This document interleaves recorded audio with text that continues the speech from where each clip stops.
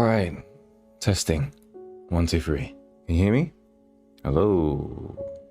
Can you hear me?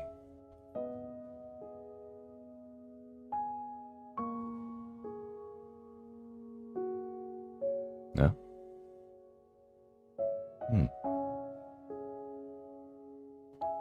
Okay.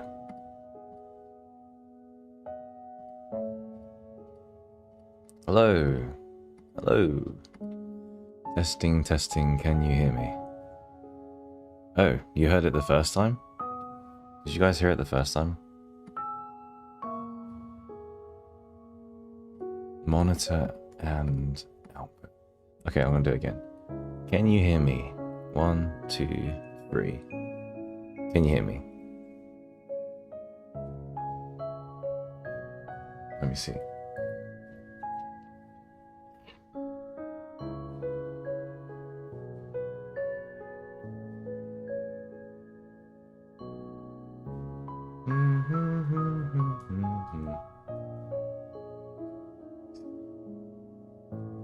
You can. Okay. Well.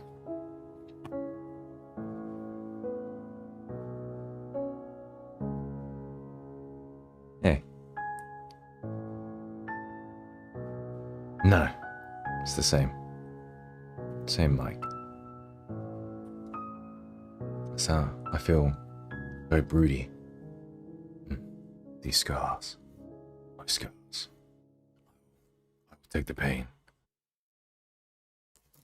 Can't really whisper. Whisper. Whisper, whisper. No, nothing's changed from Thursday. Sorry to let you guys down now. No vampire, no fangs. Just me. I hope that's good enough.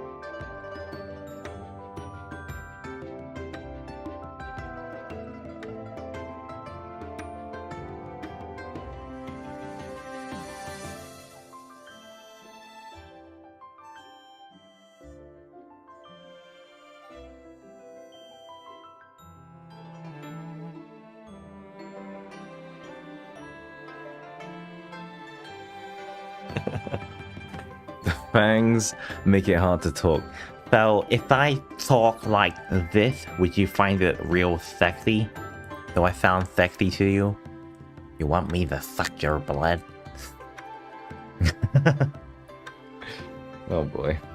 It's amazing how fantasy should stay fantasy, right? Jeez. Oh boy.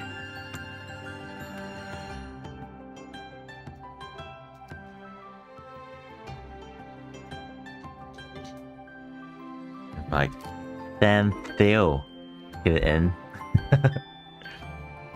Let me suck your blood. Yeesh. Gee whiz.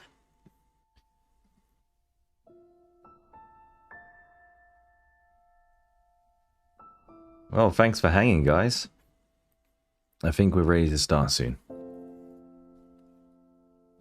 Yes. Spiller. No spillers.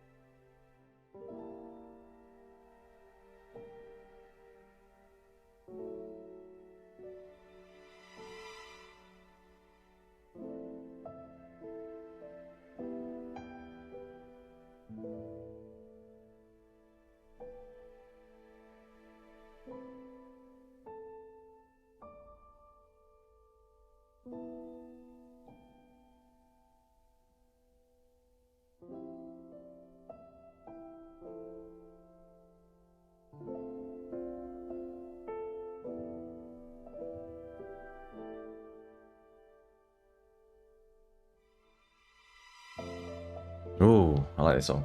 Okay, should we start? Woo! I'm ready. I got my tea, my Assam milk tea. Mic check. That's the mic. Left side of the Mac.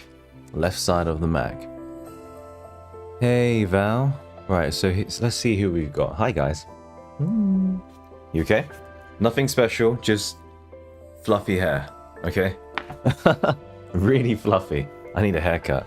Check the side of my hair, like. It's so poofy now. Jeez Louise. You normally, the technique for Asian dude hair, you shave the sides completely. You let the top just grow. And then your head, like,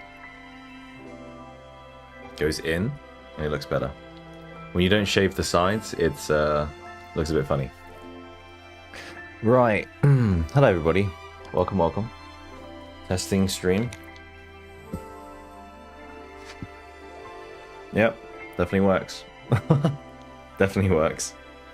Cat is here. Okay. We're not gonna lose anyone today. Right. Hey, how's everybody doing? Nice to see you, nice to see you. We're gonna look at a couple of things. Just before we start, I've got lads already set up. Yeah. Here, as you can see, ready to go. And yeah, I've been looking forward to this one. I think the more I've waited, the more I've gotten a little bit more hype. And I'm ready. I did some voice acting practice in the morning. Just trying to voice act better. Don't really know how to put it better. Yeah, but it's been good. It's been good. Change here. Yeah. I avoided this Reddit many times, but now I'm looking at it now. Look at it. You guys going mad over this myth. Hey? Look at it. Normally I find some really funny stuff here, like, there you go. You guys like Fang? If it's type of Fang? Hands. Yeah, I normally come to the Reddit to find, like, inspiration of, I think, what people are looking at, sort of, what is the trend, etc. But yeah, it's all about Silas. All about Silas. Anyway, thought I'd kind of quickly look through this. Yeah. Got the last one, Caleb. Long hair Caleb, I'm not sure about that. I don't know. He suits short hair, so I'm not sure. Yeah, that's really the strat. We're going to go through the Ladsmith. We're going to do some pulls today. I'm going to lower the music volume because it seems a little bit noisy. And we're going to make start very, very soon. Okay? It's a Fang. Hello, I made it. Got my coffee. Hey, Cordia. Hey, Lads Butterfly. Pink Monster Feet. Hello. Val. Hello. Beatrix. Hello. Did I miss anyone else? I think that was a couple others.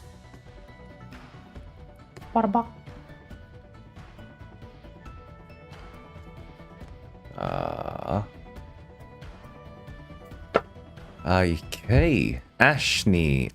Hello, Ashney. Banshee, all my wonderful mods. Cordia. Hi. Have you guys all done the myth? How was it? If you have. Not too much detail. But you can say, oh, it was sad, it was great, you know, tell me how you think. What did you feel? So long as you don't say, Romeo and Juliet, and then they made out, and then they died, and then, oh. Although I kind of know they die, right? They die. So, let me load up the game. Get it all ready for y'all.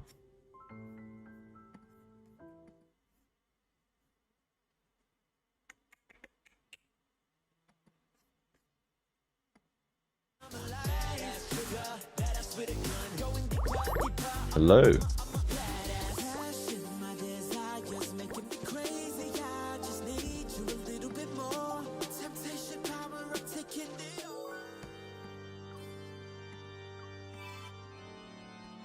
I'm so excited.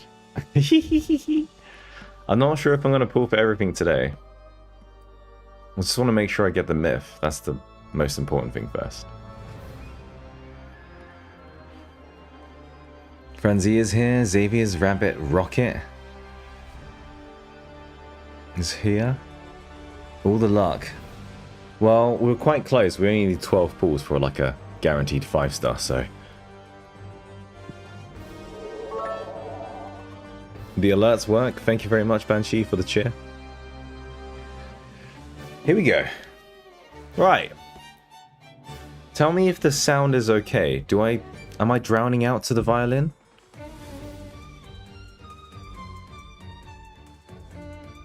Xena was divine with the long hair. Sound is good. Okay. Alright. Well, I'm going to use the Mari trick, so... The Mari trick is essentially... Why you crashed? Anything else I'm missing from here? Oh yeah, we can do that. That means... Start, right? And you can see it on the sound bar. So we're going to try and be a bit more professional. So... There you go. Alright. We're going to do the pulls to see if we get Silas to be or not to be. That is the question. Here we go. We should get a guaranteed in 12 pulls, but I'm feeling quite lucky. I think we'll get like the first stuff. And we'll do a couple more and see if I want the companion. That was so lucky. Oh! Told you. I told you. Yo.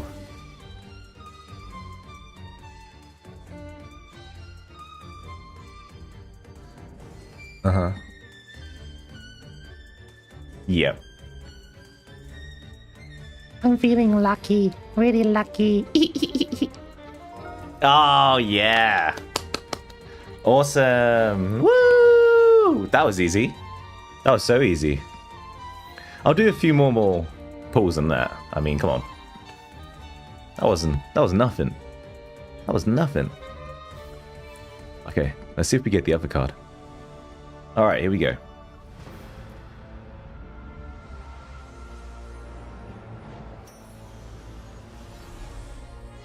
You need that companion? I don't need shit, man. Man, I like being rude. Being rude's kind of fun. Right. Second pull. So we've done 30 pulls. We didn't actually go to pity, which is kind of cool. This is 30 pulls now. We did another... I think we did 20 on Thursday? Or did we do 30? I think we did 30 on Thursday. Oh, my gems. Oh my gosh, my gems. No, my gemmies. I don't have many gemmies. Oh! I hate that I don't get a lot of gemmies. I hate not having a lot. I felt like I was in so much power when I had loads of gems.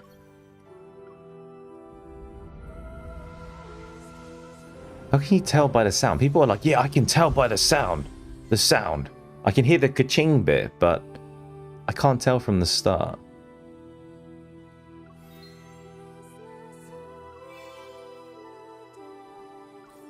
If I get the crate, I'm good. Yeah, but... Oh, that's a long way. Eesh. That's a long way away. Okay, let's see if we get lucky. I want to see if we get lucky on this one.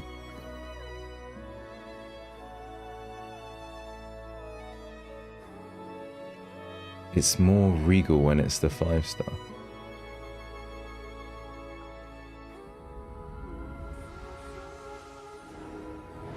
No, that's definitely not. Oh, dude. Do I have to skip? Do I have to not get the companion? I kind of want it now. Alright, let me come back to it. Let me come back to it. I want to do the myth and then see how I feel. And then maybe if I feel like, you know, Man, it's so good. then I'll well, I'm only 20 pulls away. I'm only 20 pulls away. Alright, fuck it. Fuck it. Let's go. Ain't got time for that.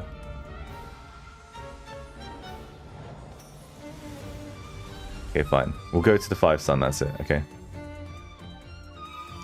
Jeez, I had to go pity for this. Alright, here we go. To be or not to be.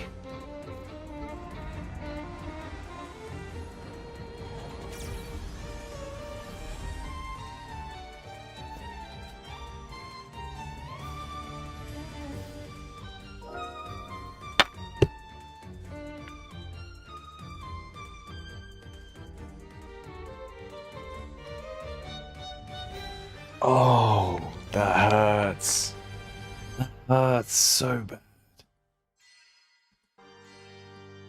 Oh, that hurts.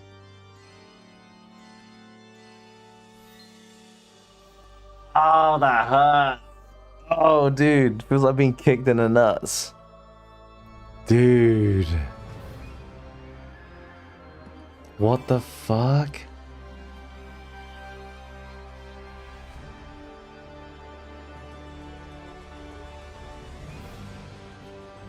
Fuck, dude. That was brutal. Oh, dude. That killed me. The wrong Silas, yeah. Fuck. Ah, shit. He keeps texting me. He keeps texting me. Ah. Oh, dude. Okay, we're gonna have to move for an on for now. Damn it, Silas. Damn it. Well, at least we got the myth. That's the main important thing. So. I want to cry. I really wanted it then. I've never been betrayed like that. Oh, boy. So annoying. That is sad. That is... Eesh. That is miserable. Okay, right. Hello, YouTube. Hello, Twitch. Hello, everybody.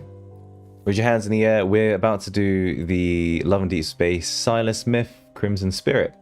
To death and into life.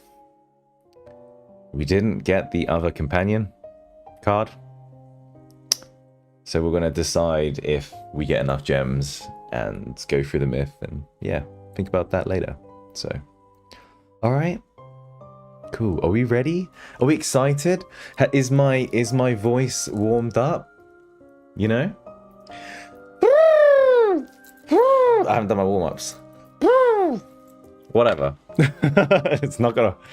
It's too late. The show must go on. Okay.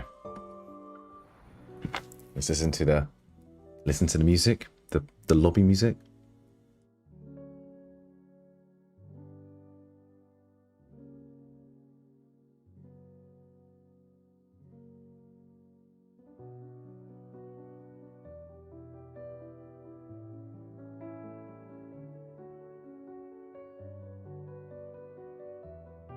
Wow. That is nice. It sounds familiar. I'm not gonna lie. Is this new? It does sound very familiar, this music.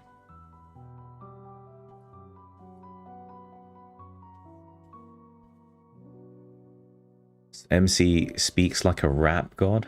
Eminem MC. I mean, I'm used to that now. She's like... And then the guy's like, don't worry, sweetie. I got everything you said. I'm like, how? Okay. Beautiful music. It sounds very familiar. Wedding banner. Wedding. Okay. Okay. Alright, by the power of Xavier's ring, we'll get through this. Chapter 1.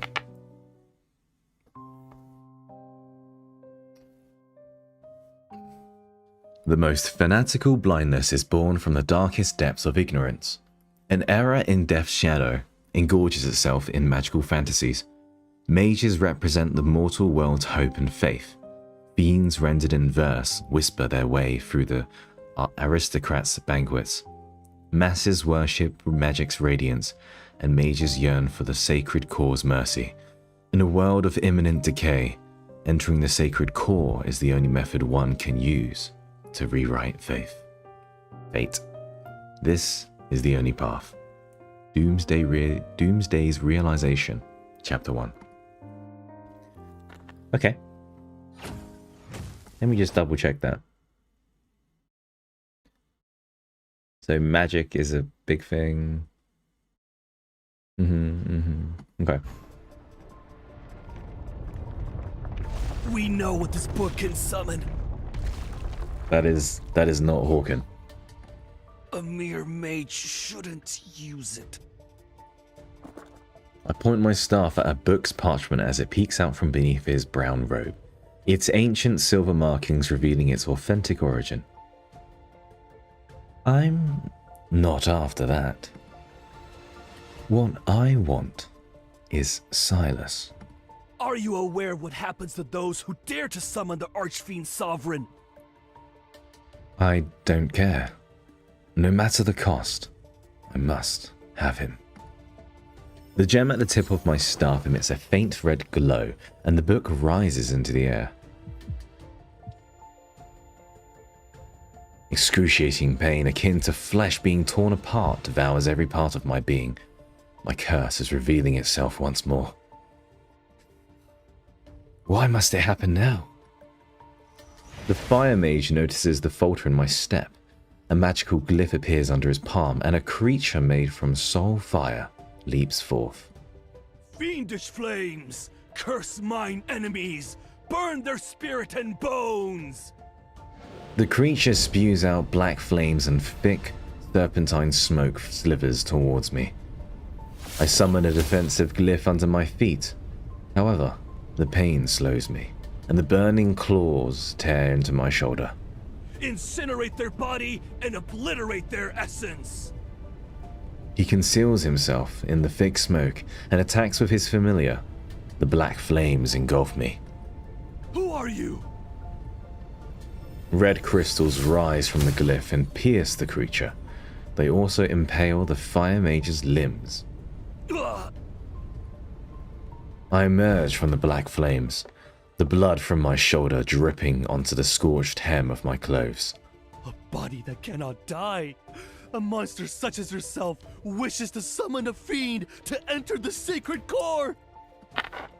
I stay silent, merely pointing my staff at the book he holds. The blood-stained tome flies into my hand. You're already immortal. Why would you rewrite your fate? Say that one more time, sweetheart. You're already immortal. Why would you rewrite your fate? The way he says rewrite, he kind of almost says it like we white your fate. You're already immortal. Why would you rewrite your fate? We white your fate. We white your fate. Good shit, man. Good shit. Maybe he has fangs. When the intense pain first struck, the agony and suffocation made me believe I would die. But I quickly discovered that I was immortal. Immortality only means being repeatedly tortured while on death's doorstep, but none of it will truly kill me.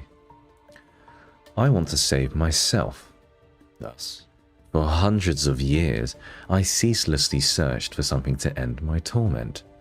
I submitted to being studied, willingly becoming a test subject, and traveled from one dynasty to the next.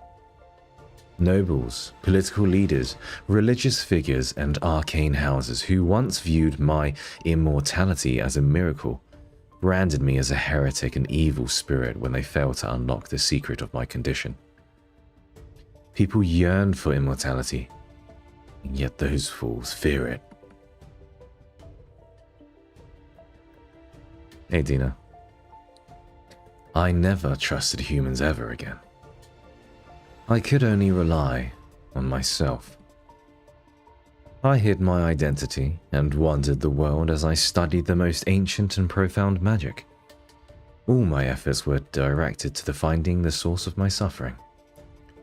Time could overthrow dynasties and erase the memories of generations, yet it couldn't change my pain.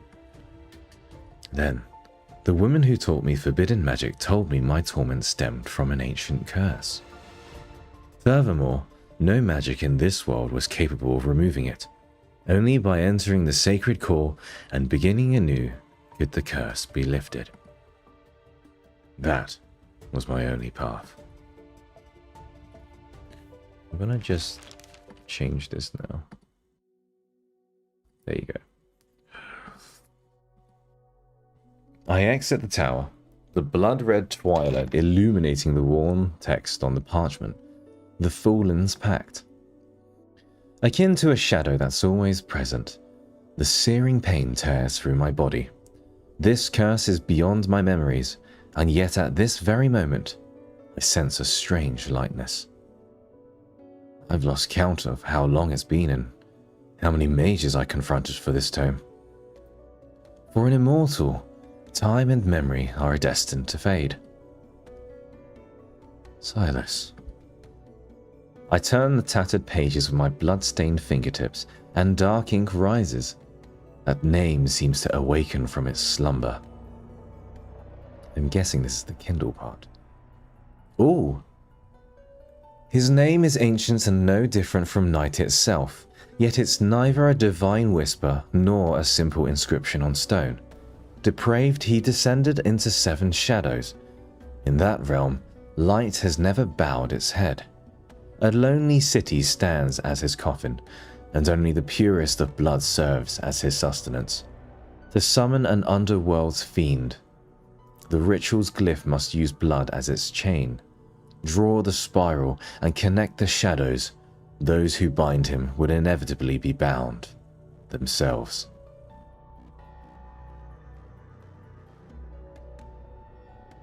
The underworld is where fiends exist, and it's a place humans cannot enter. However, powerful mages can summon fiends to serve them. And Silas, a name whispered amongst mages for centuries, is the underworld's uncrowned sovereign.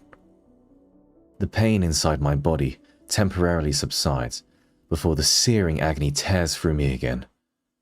I must summon Silas. And I can only enter the sacred core with his immense power. I find an abandoned sanctum. Following the book's instructions, I use my energy to draw the summoning glyph. The wind rises as gathering clouds slowly devour the full moon's light. Silas.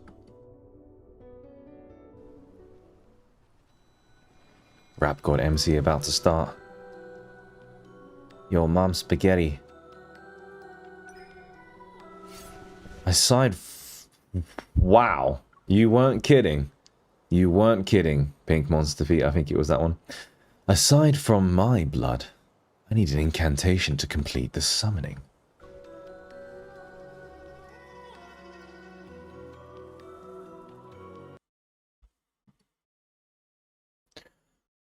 Oh boy. Have I just crashed the game because I said allow access to the mic?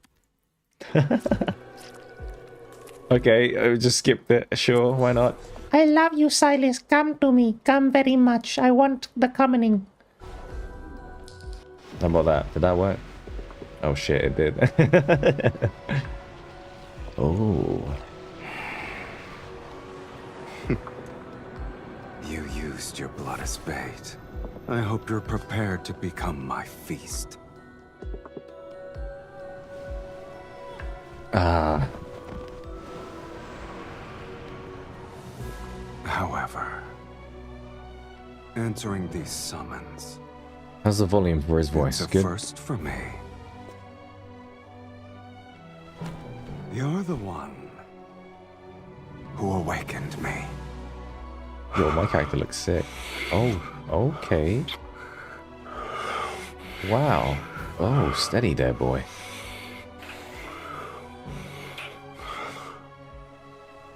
Did he drink from us? From our lips? Or did he just kiss us?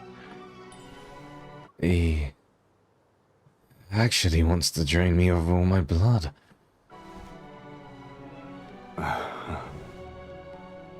Shall I give you a chance to resist? Once this linkage is formed between us, you're mine.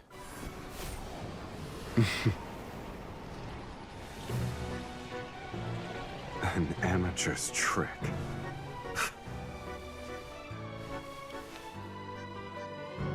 This is how you should do it.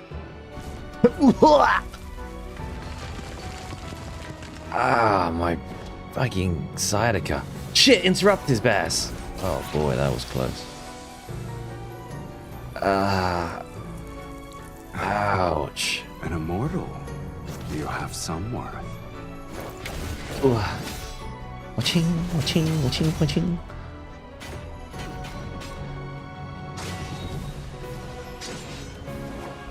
But this ends now.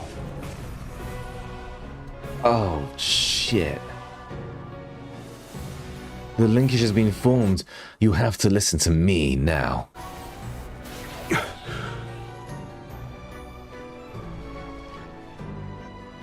Cool down.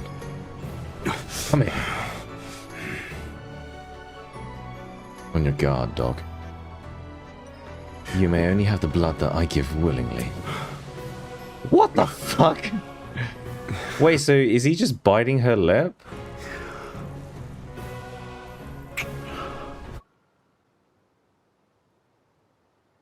How on earth is he extracting blood from her lips? Can I ask, is it the tongue? Is it the lip? Is it the... What is it? How is this sexy? It should be the neck. What? Yo, is... What the fuck? I went to a phlebotomist like 2 weeks ago. That's not how they took my blood. I'll tell you that. Check linkage. I'm the victor here.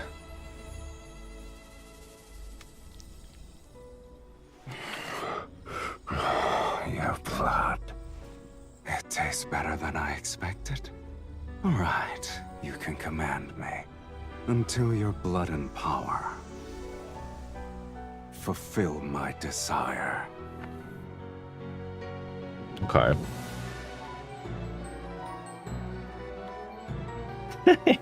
Drinking from the mouth. Hey bro, that's not my blood, dude. That's my Saliva. That's my saliva. clouds disperse and the blood-red moon. That was really hot though, to be fair. The blood-red moon returns to a soft yellow. His shadow looms over me, and this does completely meet my understanding of Silas fans, which is they're just so overly horny. You guys are like the horniest of the hornies. You guys need attention, that's for sure. And I think Silas is here to give it to you. Speak. What do you want me to do for you? Shall I capture 10,000 magical beasts and extract their energy? Or perhaps you need my aid to overthrow a kingdom? Before I can open my mouth, Because it's stinging because you bit my lips, and now my lips are like really big and I can't talk, and I got fangs. I got fangs, a swollen tongue. You bit my tongue, you bit my lips, and I got fangs. So now I can't talk the whole myth. I can imagine MC like the biggest Botox lips, like duck lips ever, like. What do we do now? Oh my god, that is so funny. that has cracked me up. They were quick to find me. This place is so desolate that even ghosts would avoid it. But it seems you have visitors. Are you famous? Why are you talking about ghosts? Aren't you one yourself? It's not even amusing in the slightest. Several shadows materialize in the air before surrounding me and Silas. Wearing a robe, the man acting as their leader points at me. You're the one who killed the fire mage? I turn to Silas. Kill them, Silas. Are you insane? Sneering, he taps his staff on the ground. You put on a spectacle to summon me. Also, you could order me to crush some insects. How ridiculous. You said I could command you. Yes, I did. Please allow me to finish that sentence. You can command me. Though, whether or not I obey depends on my mood. He leans against the stone pillar and idly twirls his staff to amuse himself. I expected Silas to be more impressive. I guess the Fallen's Pact is nothing more than a nonsensical legend. Classic stupid antagonist kills himself moment. Classic. Isn't it? Isn't it? So this is like some Dragon Ball Z moment where it's like, man, Vegeta doesn't look that strong, and then it just gets a fireball thrown at them. There you go. Goodbye, sir. Have a good day. Say hi to your mum for me. Flames erupt from the attacker's sleeve and transform into dozens of serpentine whips that lash out. Silas, you're making me look like a poorly executed joke. The summoner determines one's reputation. You are nothing but a nameless mage. You don't know the saying, then? What a person uses reveals their taste, ability, and status. The linkage materializes around my wrist as I pull Silas's arm. Forced to shield me, he stands between me and the attack. Before the whips reach us, a black-red mist stops them. In the blink of an eye, they turn and strike the figures surrounding us.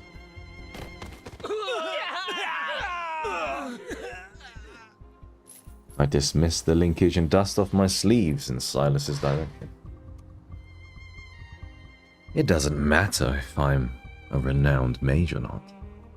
You're Silas. And since I'm your summoner, you should be the one to validate my reputation. Your logic is sound, clever even.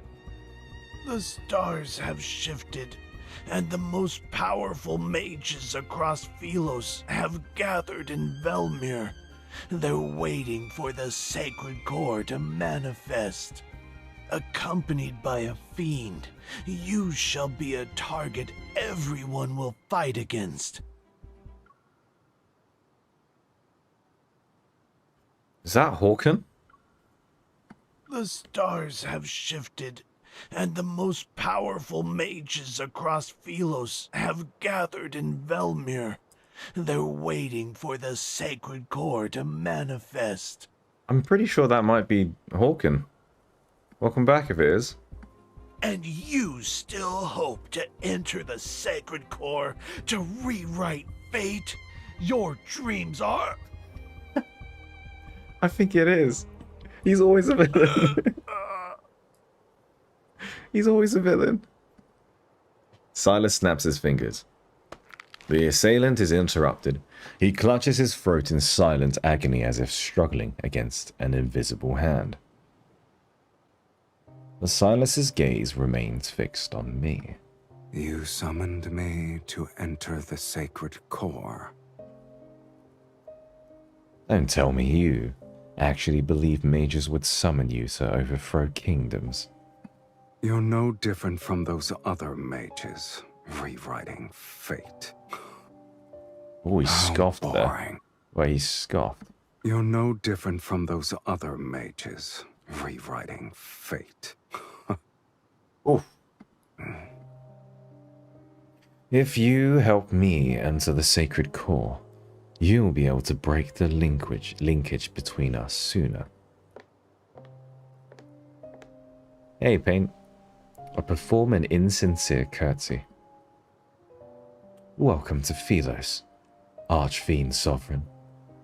It's the epitome of boring.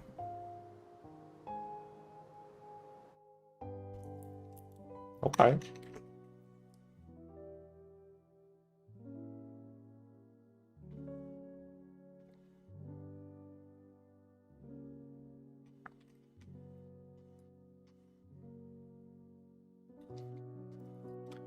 I did miss the I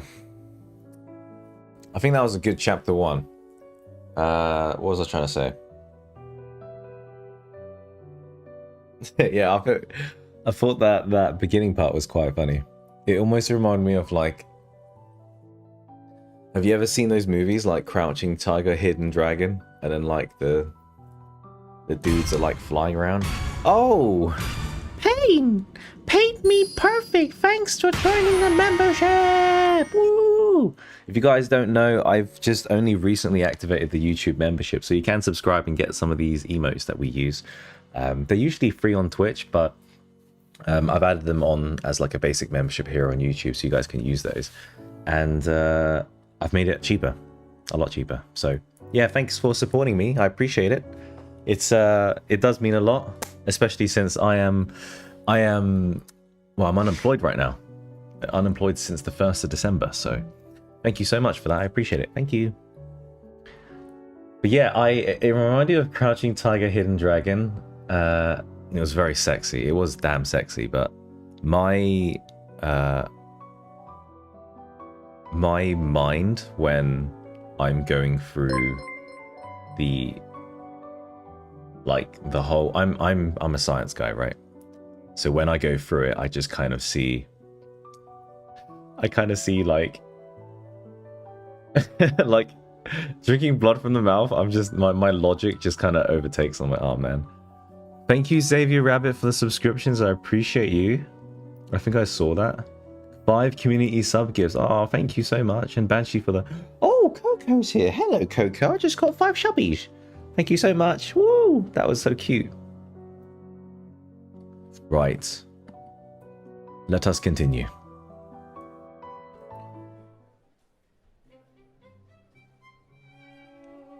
We're still some distance away from Velmir. I'm impatient, but this fiend is unhurried. I'm tired. I need to rest. He's like a little dog, isn't he? He's going to act like a little dog, this whole myth. I look at the red and gold crystal chandeliers, the carpet with blue silver patterns, and the polished oak staircase. You led me to various places to find the most luxurious inn in the city. We have the most expensive room. Admin chat, please. What? Oh, okay. Well, we've always had alerts in every other myth, so why change that now? We've always done it. I don't even know how to turn off the alerts.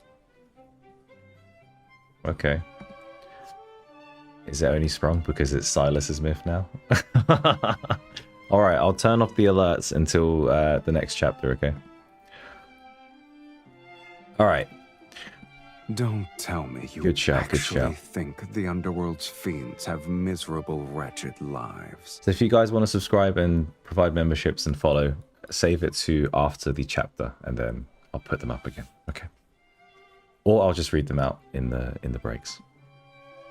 Only humans tolerate suffering. Fiends don't have the appetite for it. You like the emojis? I need him. He's useful to me. You're wearing your thoughts on your face, my lady. No wonder you lost to other mages. This is how I'm proving my faith in you. Then I hope you'll treat me well. But she's a summoner, technically. Silas turns to look at the attendant by the door. Bring us your most expensive wines and dishes. All of them. But he doesn't eat, he's a vampire.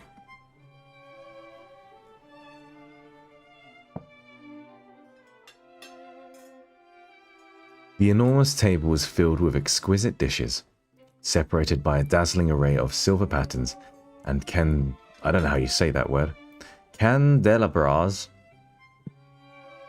Silas and I sit at opposite ends. Sorry, I burped. I viciously hack at the steak on my plate while staring at him from across the table. He swirls his wine glass. You know, books say fiends feed on blood. I didn't expect your appetite to be enormous and diverse. Your tomes are correct about the blood part. Then why did you order so much food? For me. I have to make it special. This is our first dinner. He raises his wine glass in a toast. To you, Candle Labras, Miss thank you. Mage. Miss Mage. And to our last dinner. What? The crimson wine moistens his lips. It gleams like fresh blood in the candlelight. Is there still a reason to give up? I told you, to command me you need sufficient power and desires to satisfy my appetite. Yo, MC is literally a Pokemon trainer with 0 gym badges right now.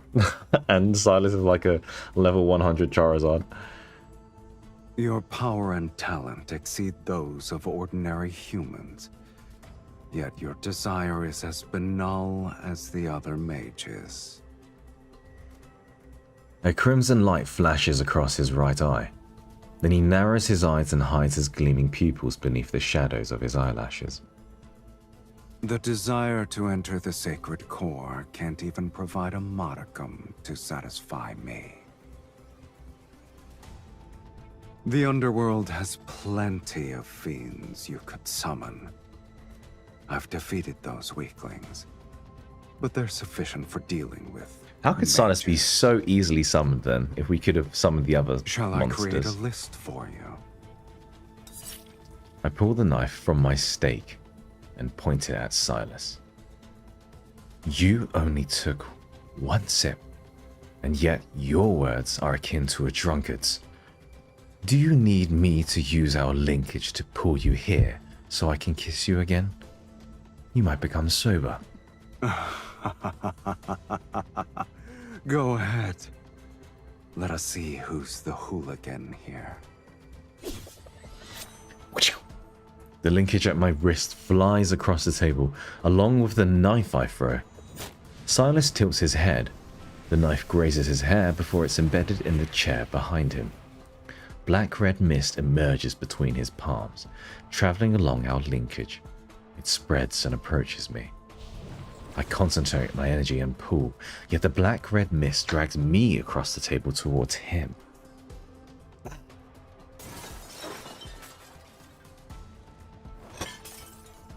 His staff is pressed against my throat. I'm pinned down on the table amidst the chaotic mess of dishes. Damn, you just stained his freaking... Didn't you want me to be sober? One kiss isn't enough. I grab a wine bottle from the table and swing it at him, but he swiftly blocks it. Only wine spills out. He carelessly tosses the bottle aside, then he touches my face to wipe away the liquid. Since I still have some patience, you have one last chance to make a rational choice. When his fingers move to my lips, I bite them. The teeth sink into his fingers as I meet his gaze with defiance. What else are you gonna do? Kill me? If you wish to know of matters more absurd than death, I'll grant your wish. Damn. This is like Mr. and Mrs. Smith, genuinely, but like a vampire version. Sir, miss, it's getting late. Other guests need to rest. Of course. We'll finish This this is like quickly. angry sexual tension, you know. The chaos in the room moves from the dining table to the bedroom.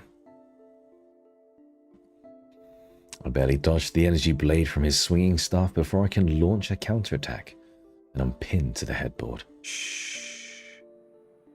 I'm certain there are quite a few mages staying here. I wouldn't be surprised if their destination is Velmure. Unless you want to expose yourself at this very moment. Perfect. They could help me defeat a fiend such as yourself. If you kill a few in the process, I'll have fewer enemies. What a shame. I've already gotten my fill of entertainment. This is entertainment? Did you honestly believe this meager linkage magic could restrain me? I wonder why you didn't think about the fate of that tome's author.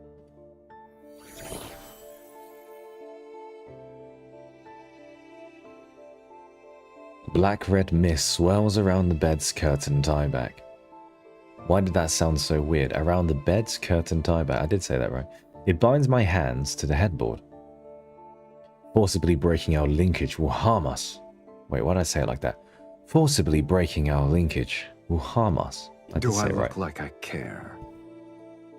You won't perish before my eyes. On the last page, the Fallen's Pact states that when the linkage is forcibly broken, the party with weaker energy suffers a more severe adverse reaction. Silas's energy is greater than mine. This bastard. He shakes the linkage on his wrist to taunt me. Then he turns and walks toward the door.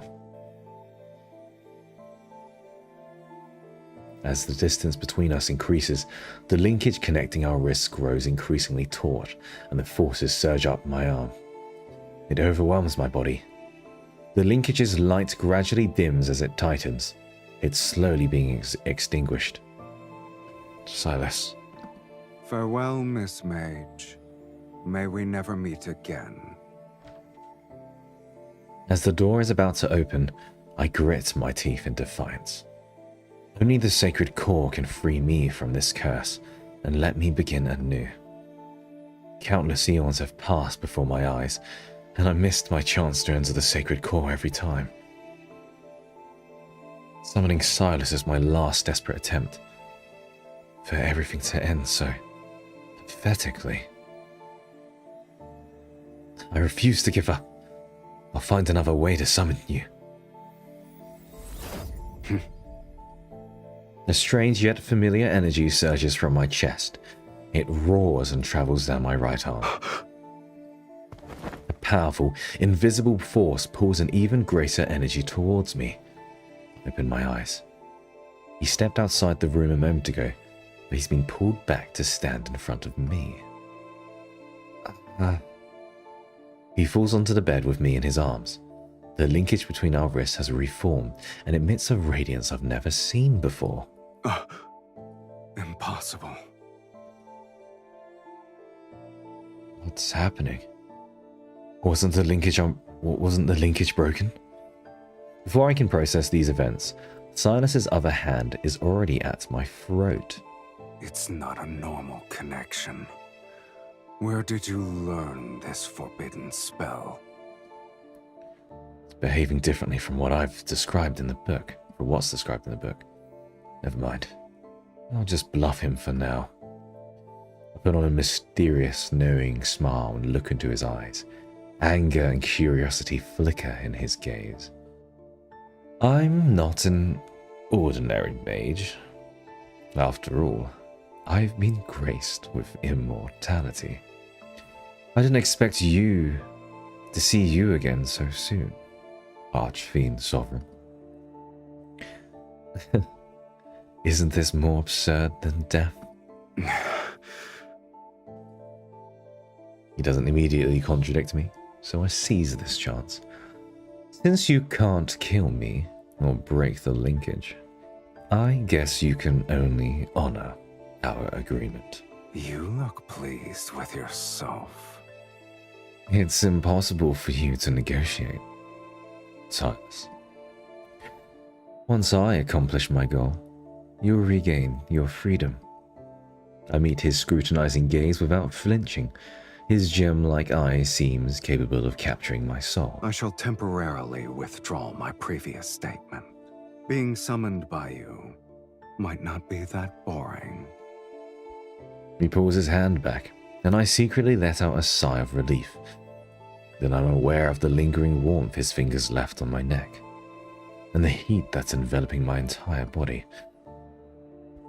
Untie these ropes first. Also, I'm sleeping on the bed. You may have the couch. Said no Silas fan ever. He unhurriedly helps me undo the restraints on my hands. However, he shows no intention of standing. I'm hungry. You ordered all those dishes earlier. Only then do I realize that he needs blood. I haven't been fed since I was summoned, and the energy I've expended is astronomical. I planned to go out to feed. Alas, I can't leave.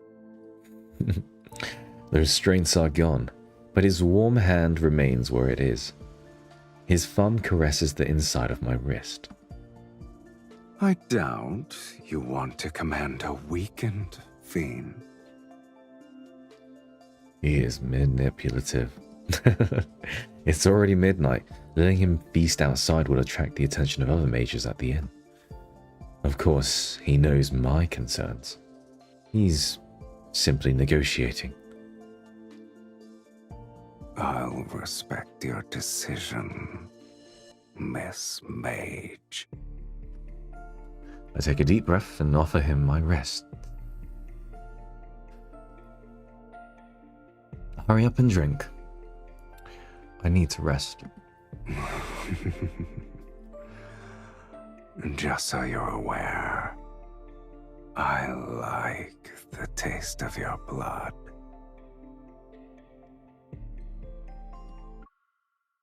For you Silas fans out there. Just so you're aware, I like the taste of your blood. That's a goat line. That's a goat line. Fingertips brush over my veins. And under flickering candlelight, sharp fangs pierce my skin. They're neither brutal nor gentle. The scent of blood fills the air, and I watch him. His eyelashes slightly tremble, and his Adam's apple bobs. A crimson hue stains his lips. Fucking hell. Oh shit, I skipped it.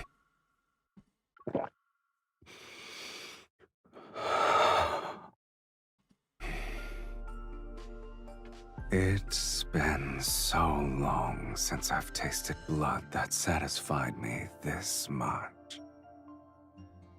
Thank you for your generous hospitality.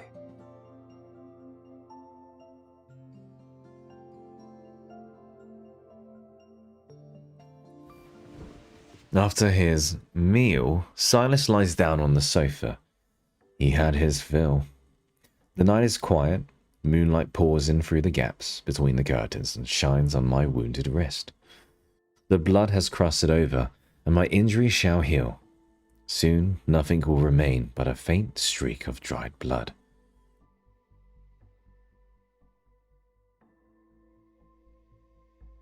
This is the immortal body everyone yearns for.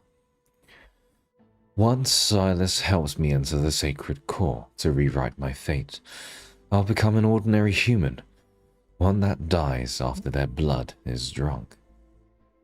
In this era, death often descends without warning. Age, health, wealth, status, nothing can stop death's sudden arrival. This is a world living in death's shadow. Yet I wish to exchange my endless torment that has lasted hundreds of years for death's inevitability. I'm an anomaly in this world, in body and soul.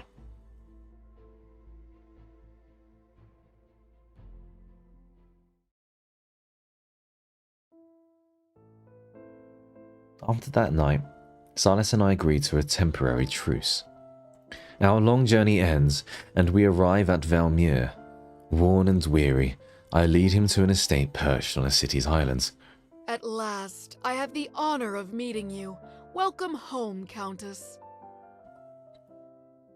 Before departing for Velmir, I hired a reputable housekeeper to prepare the manor for my arrival. As per the instructions in your letter, I hired servants to clean the premises and buy the necessary provisions.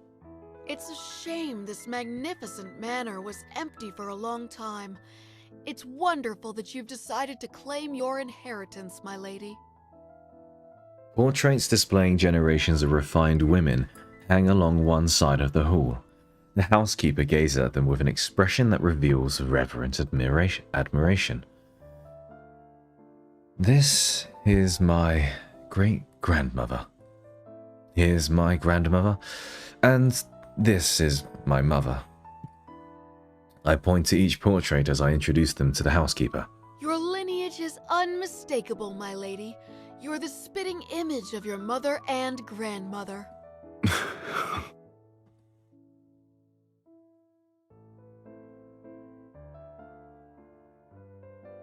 Silas, who's been standing right behind me, lets out a soft chuckle. He leans down to whisper into my ear. You're pretending to be your entire lineage by yourself? You've outdone yourself. I resist the urge to turn around and glare at him. Instead, I maintain the proper decorum that's expected of nobility. Please forgive my negligence. May I ask who this gentleman is? He's my I'm her husband. Yes. We're married. You may address me as Count Cyrus. My apologies, my lady. Cyrus. You didn't mention your marriage in your letter. I thought... I shall prepare the necessities for the Count at once.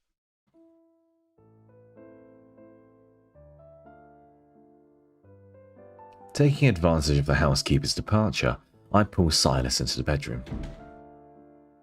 What are you planning? I only said one sentence. You're supposed to follow my orders. Who gave you permission to define our relationship? You were going to say that I was your fiancé, yes? He raises his staff to point at the bedroom door. Then he lifts his left wrist. What sort of noblewoman allows her fiancé to stay in her bedroom from sunrise to moonset? Velmir won't stop speaking of your name before sundown. But if that's what you want, then it's not too late to change our story. I've been traveling for so long, I almost forgot the etiquette established by Persian nobility. Have you decided? Should I be your fiancé or your husband? It matters not. It's settled then, my dearest wife. Should I be very posh? Should I try a very noble British voice? I suppress my annoyance and point to the couch on one side of the bedroom. In this room, your place will always be there. As you wish, my lovely wife.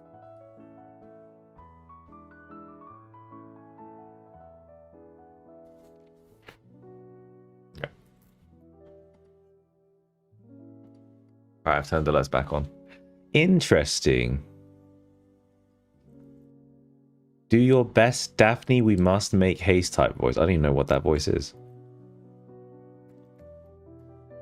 Damn, you guys are popping off for this myth. You guys enjoying it? Interesting. Steep Yellow, thank you for the follow. I have notifications muted during the read, so I've put them back on, but thank you so much for the follow. I appreciate you, Steep Yellow. Let's see if I missed anything.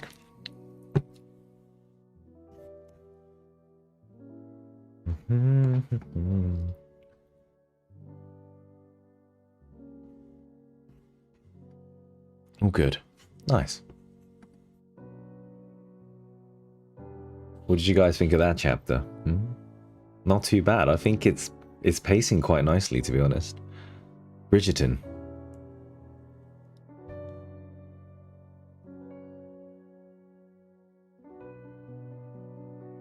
Yeah, we're having a good time. I'm wondering what voice I should do. I could do a British voice. A British voice? I can do a British voice. Oh, my neck is hurting though, because I'm always looking down.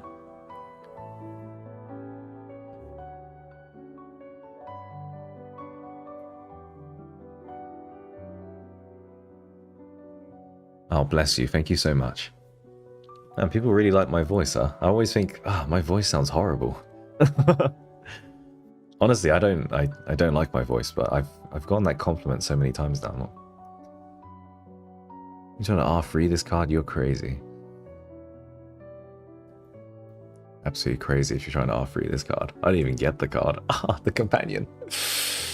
Silas! Your voice is amazing. Thank you. I appreciate that. Your support is amazing. Thank you so much. I really appreciate for those gifted subs again, Xavier. Thank you. Do I have something to put under my laptop? Not really. I did look. Oh boy.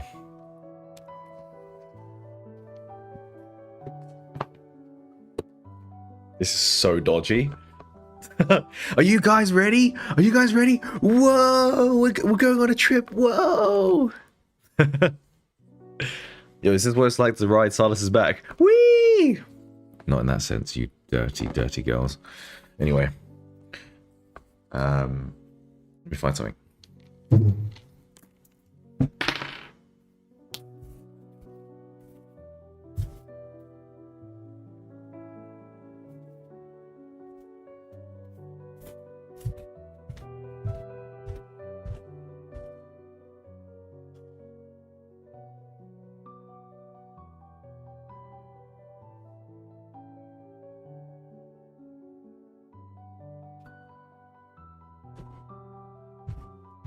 Nope.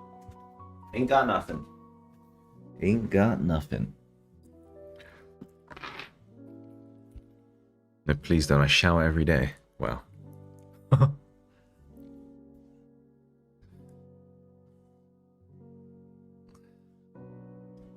Oh, bless you. Wow, all the support with the voice. You know, I was doing all the voice acting practice this morning. I was just like, I was trying,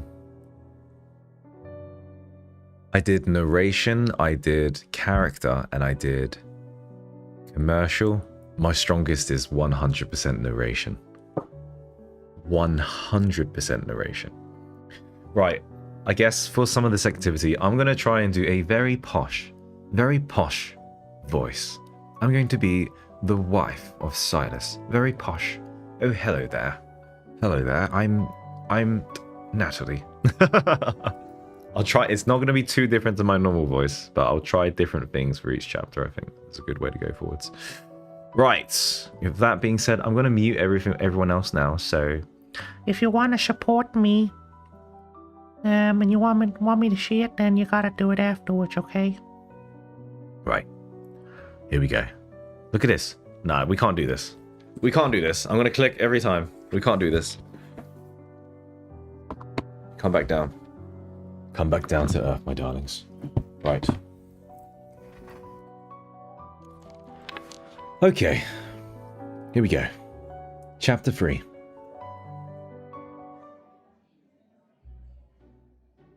Do you like this? Yeah, that's nice. Yeah. Okay. The next item in our collection has been Oh, I love a salvaged good from old shipwreck auction relics. house. Here is a tortoiseshell incense box with relief carvings. Based on the engravings at the bottom of the box, this appears to be a precious treasure used by a previous dynasty's empress. Remarkably, it still retains traces of its original fragrance. Ladies and gentlemen, which one of you would like to acquire this? The starting price is 8,000 silver. Please place your bids. Don't forget, the distinguished guest who acquires an item may invite their partner to lead the next dance. So if you buy an item, you can dance. For Daria, my beautiful daughter, I'm willing to offer 10,000 silver. 15,000 silver! It's for my beloved Miss Ariella. Bet posh. I yawn listlessly from my corner of the banquet hall. When will they reveal that fragrant of night's whispers? I didn't expect there to be this many mages present at a ball. We all have the same goal. Of course. The nobles only consider Night's Whispers to be a poetry collection left behind by Sir Saren. They forgot that he was the greatest archmage in Phyllis's history. He was the last one who... Shh. Lower your voice. Mages are already competitive enough as it is. We don't need nobles to increase the price because of their obsession with being refined, cultured individuals. So, that's why you're enduring a boring social gathering. What does the poetry collection say about the sacred core? You should learn the virtue of silence. It's a shame I'm not a fiend you summoned to blindly follow orders. If you won't tell me, I'll find out through socializing. Silas glances meaningfully at the group of nobles whispering around us. Perfect. The nobles here believe a count and countess who have returned from foreign lands are intriguing. Bastard. One must be evil to know another villain. Under the curious glances of those around us, I pretend to affectionately take Silas's arm. Then I lean towards his ear. Saren was the last mage to enter the sacred core. That was decades ago. Oh? I'm assuming you met him then. Did you lose to him? Is that why you missed your chance to enter the sacred core?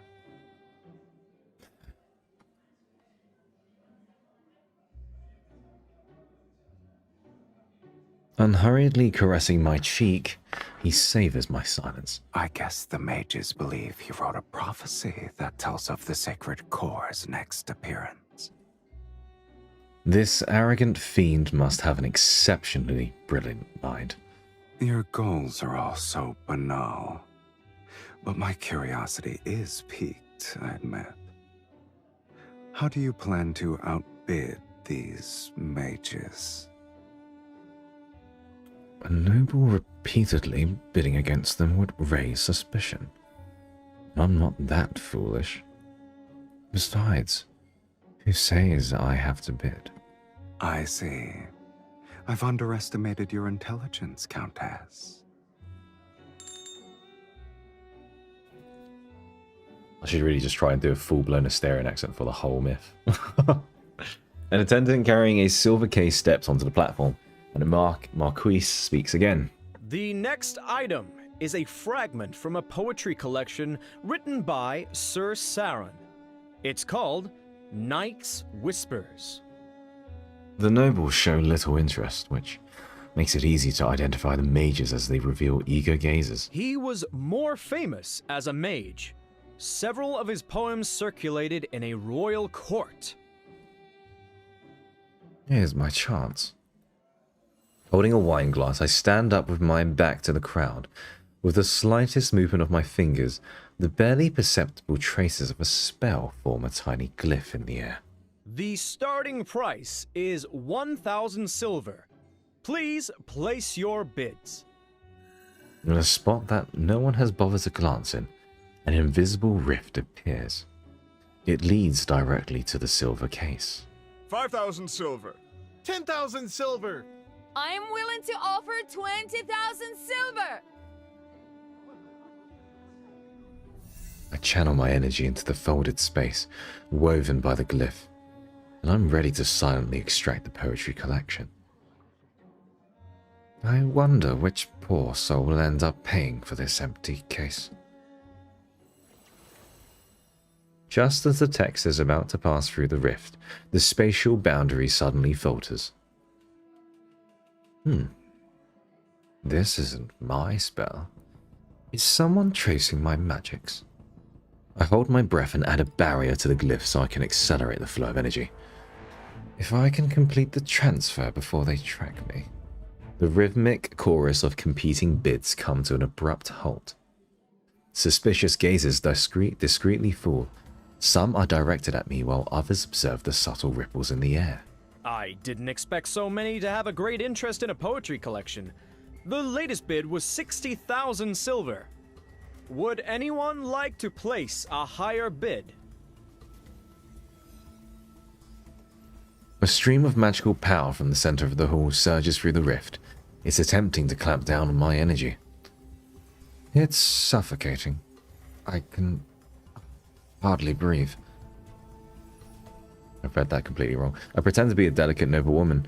I press my hand against my forehead as if I'm about to faint. Then I strategically wave the feather fan in my hand. Usually it's Marquis, isn't it? If it's ESS, it's Marquise. A few feathers silently detach themselves and transform into semi-transparent threads that dance through the air. They trace an invisible glyph. Beams of light begin to warp. Ripples appear on wine. The edges of the carpet undulate like water, and curtains gently billow. Did someone open a window? Where is this breeze coming from? The tracking glyph has been destroyed? I continue my performance as a dizzy noble woman and slightly sway. Someone steadies me from behind. My lady, why don't you tell me when something catches your fancy? You wouldn't need to be so stressed.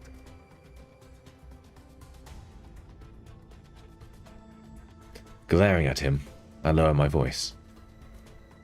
Since you know what I'm doing, you should help instead of mocking me. Here's a hint for all of you. The next dance is called Moonshadow Waltz. For those of you who are interested in being the lead dancer with their partner, this is your final opportunity. 60,000. Not again. Another wave of stronger energy attacks from a different direction. I try to create another glyph. Since you earnestly made a request for my services. Oh, so it's just normally bloodstained anyway, damn. Silas snaps his fingers behind me. On one side of the banquet hall, an elderly man suddenly collapses. Sir, what's wrong? What's happening? Someone has fainted? Quick, call for a physician! I shall abide by your wishes. You're causing trouble.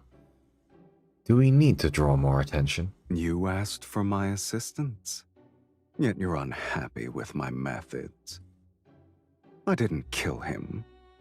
That's already being discreet. Sir Saren's poetry collection for 60,000 silver. 60,000 silver going once, going twice. I love how he does the voice. Going once, going twice. But you have to speak fast than my guy. If you're an auction, it'll be 60,000, 50,000, 2,000, 500, 40,000. Going once, going twice. Boom. Like, have you seen those cow ones? Oh my gosh, those cow dudes are so good. I'll have to show you after. 100,000 silver. Whoa. Did you say 100,000 silver? Sir... I'm Count Cyrus, and I am willing to pay 100,000 silver. After speaking calmly, he looks at me with an enigmatic smile. Since you've been compromised, I might as well buy it legitimately. Where will you get the silver? I thought you were the wealthy one here. As your husband, I need to prove myself worthy. 100,000 silver! Sold! Congratulations to Count Cyrus on acquiring Night's Whispers. Silas unhurriedly steps forward, and a dazzling gemstone gleams in his hand. This little stone should be sufficient. Where did he get the money from? That gemstone is worth at least 200,000 silver. Where did he get it from? Velmir hasn't seen a noble spend so lavishly in quite some time. I heard only mages have an interest in this poetry collection. Could you be one as well? I'm sorry. I'm unaware of their strange curiosities. The story is what caught my eye. He takes the silver case from the attendant's hands, opens it, and removes a worn, unremarkable book. Supposedly, this archmage witnessed the death of his lover in his youth, and she was a poet. Before she died, she left behind a blank page in her manuscript and asked him to complete it for her. Thus, on that same night every year, he used forbidden magic to send a newly written to his lover. Page of poetry to his lover. Why is it forbidden, though?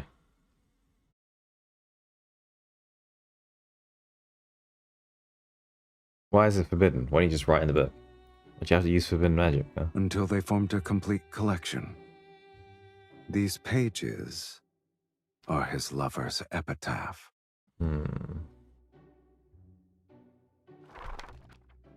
Silas opens the poetry collection to a random page and begins to read out loud. Beneath frozen tears' firmament, the rose in the mist eternally sleeps. Her petals bloom with the illusion's blood. She guides those marked by destiny to a place where none She dare brings to them venture. back from the dead just to write in her book when her books was given to him. It literally says she left behind a blank page in her manuscript. So why would they need to use necromancy to bring her back? It's like leaving a bottle here and being like, I'm gonna die now. Can you write something on it? You wouldn't need to summon me again. You just write here. I inexplicably react to these words, and in the depths of my heart, something trembles. I didn't know the poetry collection concealed a beautiful tragedy. It's the first time I've heard of it. I was only made aware of the tale a few days ago, yet I knew I had to obtain it. Regardless of the price I must pay, I needed to give it to my wife. To my wife. Take a shot for every time he says my wife. In the room, all eyes are on us. He hands the old book to me. My lady, we have only tasted the beginning of marriage's joys. However, my commitment to spend my lifetime with you surpasses life itself.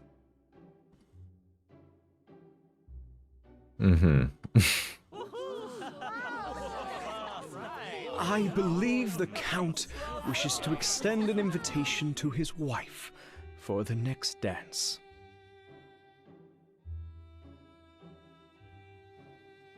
My dearest wife, would you be so kind as to dance with me?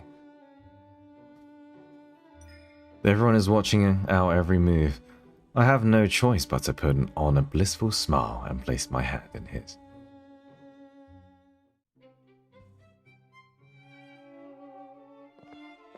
Silas gracefully leads me to the dance floor, and he guides me into a gentle spin. My dress sweeps in an arc as every movement flows with practiced grace. When we finish the first part of our dance, the other guests join us. Their silk garments ripple out like waves. Where did you hear that story from?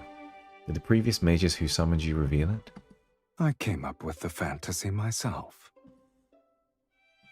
It happened decades ago. No one remembers it anymore. People will believe anything you tell them. Our dance elegantly continues as we move to a corner of the banquet hall. A decorative mirror with a golden frame catches my eye.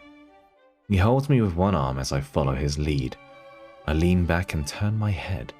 I'm startled to see only myself in the mirror. My dress twirls and I raise my arms. I feel his grip on my waist, yet the mirror only shows me dancing alone. Mirrors in this world cannot reflect beings from the underworld. For some reason, his nonchalant tone stirs a certain emotion.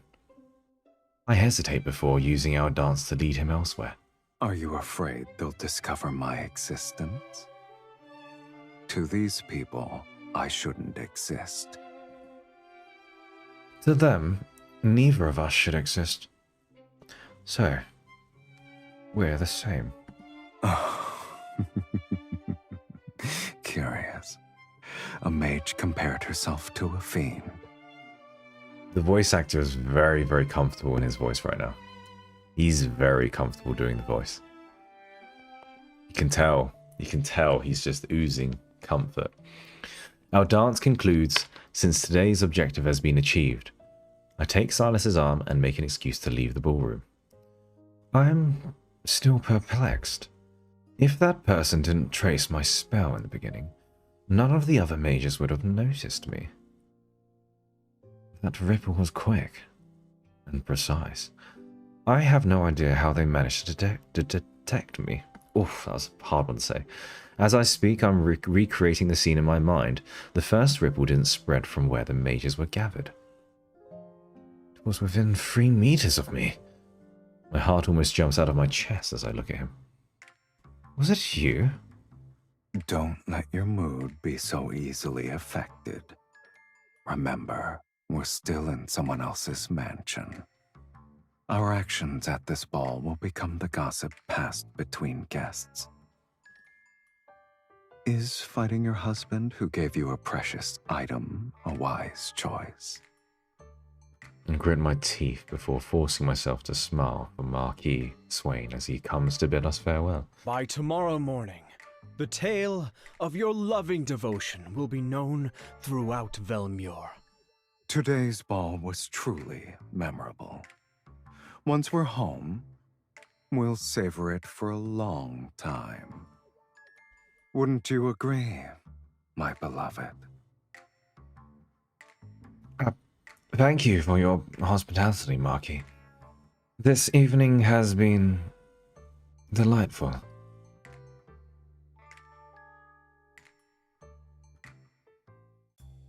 We shall take our leave. I hope you'll rest well. As soon as we returned to our residence, I ordered the servants to retire to the East Annex. Only Silas and I remain in the main building. Go on. Reveal the reasons for your betrayal. Me? A traitor? I wouldn't refer to it as a betrayal, let alone insubordination. I suggest you call it a test. What right do you have to test your summoner? He slowly unbuttons his collar.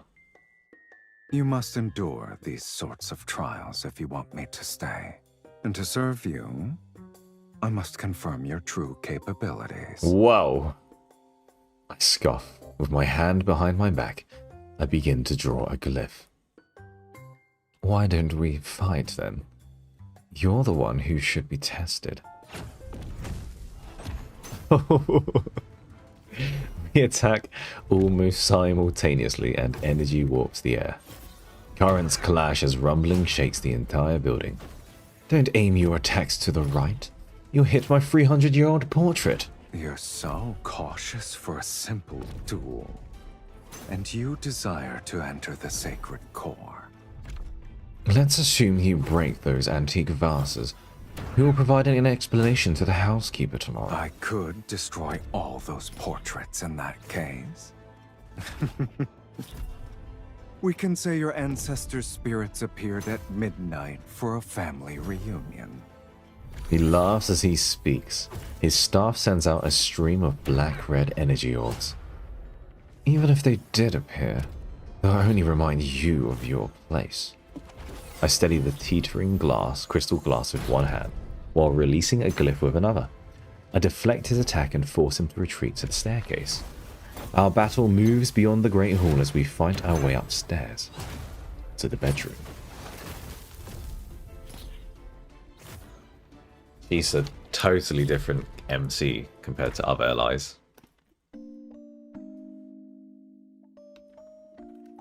When the door to the bedroom is kicked open, we're already disheveled. Our battle has drained our energy. Having used too many spells, I sit on the edge of the bed to catch my breath. Silas rests on the carpet and tilts his head. Neither of us are dead. I suppose we'll continue this at another time. I don't respond, collapsing onto the bed as drowsiness overtakes me. But he stands up and politely pokes my shoulder repeatedly. I'm hungry. Let me drink from you. I don't even have the strength to glare at him. I roll over instead. Leave me. But yet Silas lies down next to me on the bed. He leisurely spreads out his limbs. You're not allowed to be here. I turn and try to kick him off, but he lies there with his eyes closed. He refuses to budge. I can't drink blood and the couch isn't comfortable. You either let me dine or allow me to rest well tonight. Bastard. Bastard, you bastard. Furious, I gnash my teeth, but I'm too exhausted to keep fighting. All I can do is turn and bury my face in the pillow. The fatigue from using my energy washes over me. My consciousness quickly blurs into nothing.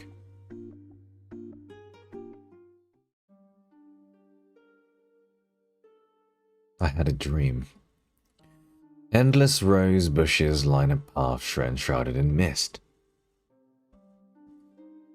I walk forward as the mist grows thicker. Taking a breath makes me feel sluggish. A blurry silhouette appears and vanishes in the distance.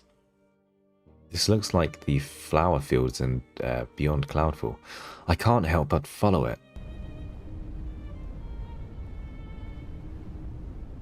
I don't know how long I've been walking until I reached the end of the path. Intense flames and blood-red mist swirl to create a sight befitting of hell. I see myself running between the blood-red mist and raging fire. I run as thick smoke erupts violently from the ground. It pursues me from every direction. Don't look back. A voice that's familiar yet strange was near my ear, yet it's seemingly from a distant place. I turn my head back. A pair of crimson eyes stares at me. It's so familiar that it makes my heart race with dread.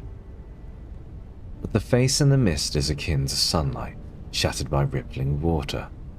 It's impossible to focus on. The edges of the dream are burning.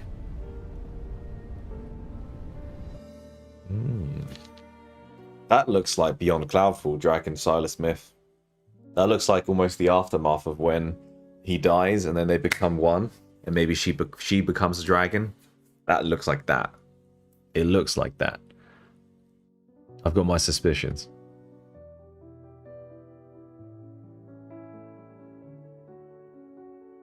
I've got my suspicions, yeah. Alright, let's take a break.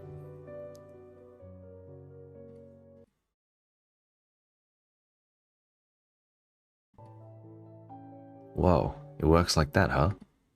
Whoa. Okay, fine.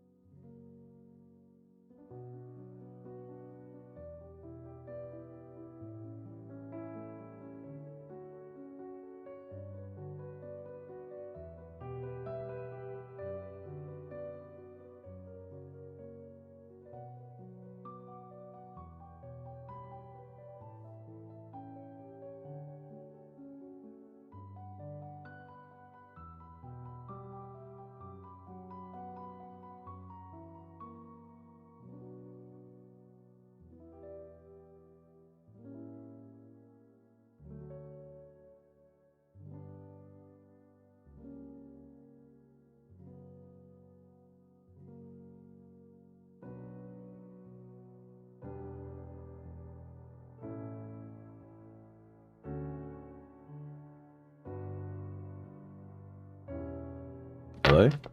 Hello? Hello, hello, hello, hello. Alright, chapter 4, here we go. Okay. Everyone back? Last night's dream repeats in my mind, especially that familiar yet strange voice and those eyes. But I don't want to be preoccupied with such matters unless it concerns clues related to the sacred core. A rose in the mist. The poetry in Night's Whisper and my dream direct me to the same image. I don't believe this is a coincidence. When dawn's light begins to touch the world, I'm already at my desk. I carefully examine the fragments of ancient poetry. The spaces between verses are hiding. Incantations? My fingers trace the faint magical residue hidden within the pages. I follow the patterns of verse breaks, rhyme schemes, and the irregular arrangement of ancient grammar. What is a rhyme scheme? The fragmented incantations are pieced together to form a map. Sauron lived decades ago. This map must be from that era. I stand, approach the bookshelf, and search through my collection of maps depicting the royal capital. I must identify the exact location. You're already awake. I guess yesterday didn't leave you that exhausted. She's so sassy. Watch your tongue. More sarcasm means I'm more likely to let you starve. My lady, may I come in to clean? What kind of threat is that? You're not the only one with flesh and blood. Damn. You won't target innocent humans. I warn him with a look as I tell the maid to come in. My lady, when I was arranging the bed before, I was worried you and the Count... I glance at the messy bed, then I force myself to smile as I link arms with Silas and lead him out of the bedroom. Smile. I'm surprised you didn't say a line to the maid. My lady, my lord, this is a painter who specializes in aristocratic portraits. The central part of the Great Hall cannot remain empty. I know this is a tradition for Velmir's noble families. Refusing only would arouse suspicion, so I have no choice but to follow the painter's directions. My lady, please send a loving gaze to the Count. My lord, you may hold the Countess more closely. My lady, you have my permission to lean on me if you're tired. I look at his teasing gaze and force myself to speak with a stiff smile. We should have asked the painter to use a gladiatorial arena as our background. In such a landscape, it's kill or be killed. I don't believe it suits our marriage. After all, not even death can sever our bond. Damn. I can feel the 'Cause we're passion immortal. in your gaze alone. It's rare to paint a lively couple. I will ensure your portrait captures your essence perfectly. Okay. I wonder how old that guy is. He did a pretty good old voice. I rub my sore shoulders as I copy the poetry collection's hidden map onto a thin piece of parchment. Then I compare each section to old maps. The convergence point is on the outskirts of the former dynasty's royal capital. This is an underground vault in the old royal capital. We're leaving tonight. You're well acquainted with it. Living a long life does have its perks, I see. No amount of sarcasm will change the fact that you must obey me. I lift my wrist and wave it threateningly. Save your strength for when we enter the vault. And remember that your freedom and hunger are in my hands. That laugh. Oh, your arrogance is second to none. That fat laugh. The fat cat laugh. He pulls me to my feet. Let's go. Between freedom and hunger, you'll have to satisfy at least one.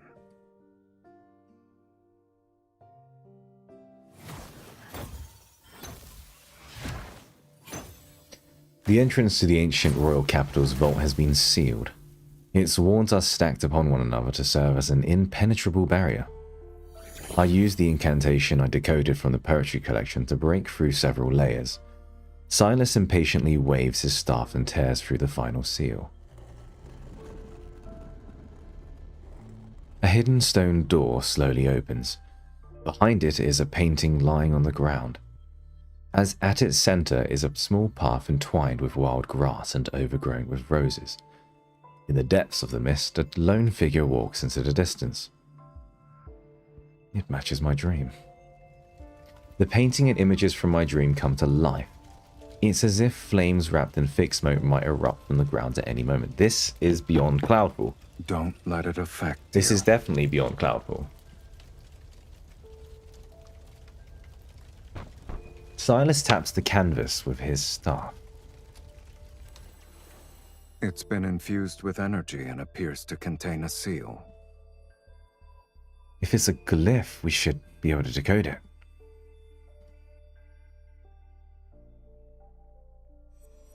One end of his staff begins to glow with a crimson light, and it reveals the faint outline of a glyph under the painting. Layer by layer, the glyphs appear in sequence, but just as they're about to connect, they stop. It won't open. We'll need to utilize a specific method. Why do you sound like you already know the answer? This is like horror music going on. Fluctuating energy in a place like this. Subtle ripples put me on an alert as several figures burst in through the stone doorway. I can sense their murderous intent before they cast their spells. You won't escape this time.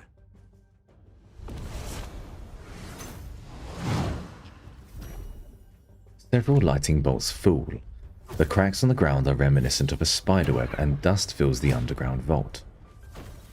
Range? I made sure to cover my trail.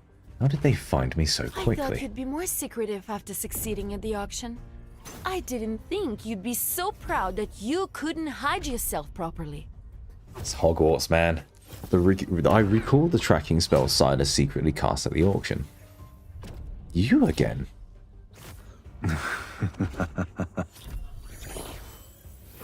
Another mage raises his hand and releases black threads from his fingertips. I'm forced to set aside my anger to focus on the fight. Are you going to stand there and watch? I can't help myself, my lady. Your fight with them was too captivating. The little shit. He twirls his staff to effortlessly block a lightning bolt, but he shows no intention of striking back. Draining my energy here won't break our linkage. We won't know until we try. Intricate glyphs rise with incantations to conjure silver rings in the air that close in. They threaten to strangle us where we stand. Silas, you are a useless fiend in the underworld.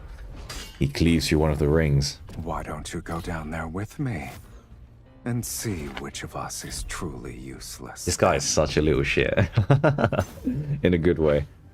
I don't have time to argue with you at the moment. Ah. So we were arguing. I dodge the rapidly spinning rings, retreat to his side and grab his hand. If you don't help me now, don't ever think about drinking my blood again. Is that a threat or an invitation? It's an order. Eliminate them. As you wish, my dearest wife. The shadow beneath his feet begins to stretch and twist. A crimson light shines from the depths of his gaze as black-red mist surges from his staff. Amongst the mages, his movements are graceful, yet ruthless. Our opponents can't cry out in surprise before they collapse between flashes of blood-red light. Dude, he just kills them so fast that they don't even scream. They just drop. As the last mage falls to his knees, Silas suddenly bends down and bites the man's neck.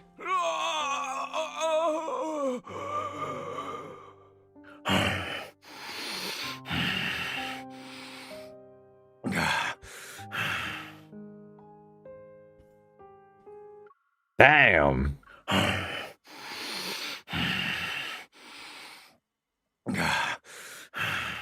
Fucking hell, dude. Great voice acting. Blood overflows from the wound. The man doesn't even have time to struggle before dying. Noticing my frown, he wipes the blood from the corner of his mouth with a silk handkerchief and calmly walks to the next mage. Your furrowed brow reminds me of an intricate glyph. Can you blame me, though? I haven't eaten in days. If this continued, the archfiend Sovereign would have become the sovereign of hunger. Jeez Louise. He picks up another unconscious mage. Your blood is special. One sip is worth half their lives.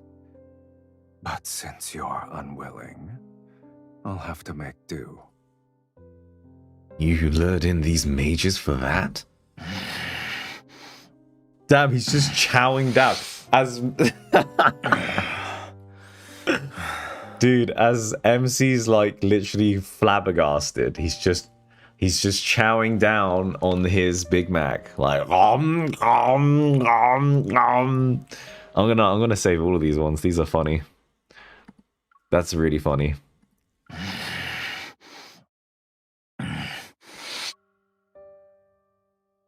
Damn, that's so good.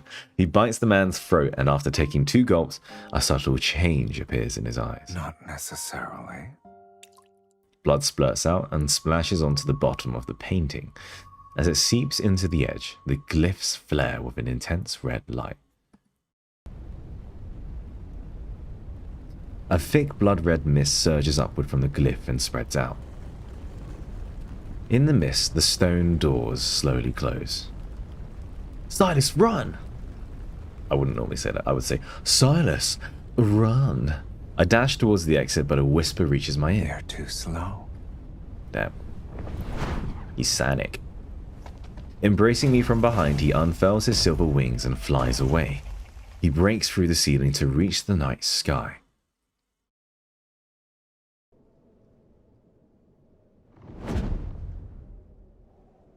At night, Velmure sits under a cold silver, its tiled rooftops reflecting the waning moon's light. Blood-red mist silently encroaches through the streets and alleys and rises towards the sky. The cold moonlight is slowly stained, and Coco wants pats. There you go, Coco.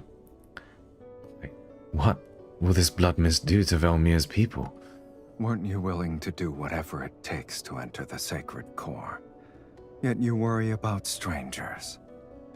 Despite his sarcasm, he holds me more tightly.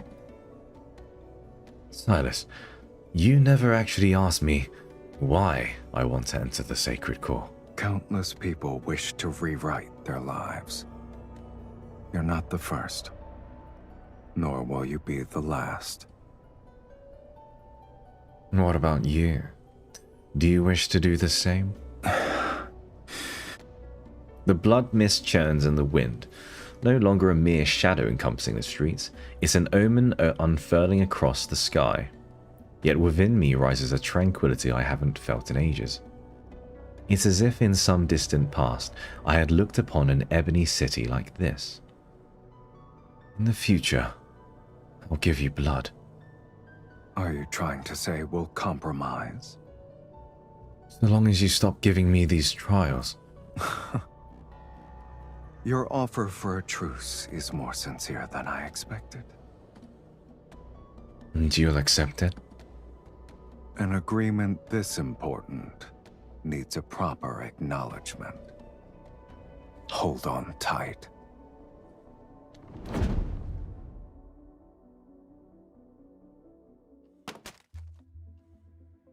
Silas lands on our residence's rooftop with me in his arms. The wind lifts his cloak and the hem of my clothes. I try to jump down, but he doesn't let go. Instead, he sits on the roof with me still in his embrace. He lowers his head to take in my scent. Has anyone ever told you that after you cast spells, you radiate a unique warmth? It corresponds to your energy. Do you reckon he's cold or warm, his skin? Is he cold or is he warm? Because he's a vampire, isn't he? Well, he's a fiend. He's not a vampire, actually. But he's a vampire. So is he cold or is he warm, you reckon? Aside from you, who else would notice? If I'm the only one, that's even better. Hey, your canines have gone, my guy. On a humid night under cold moonlight, he slowly licks my cheek.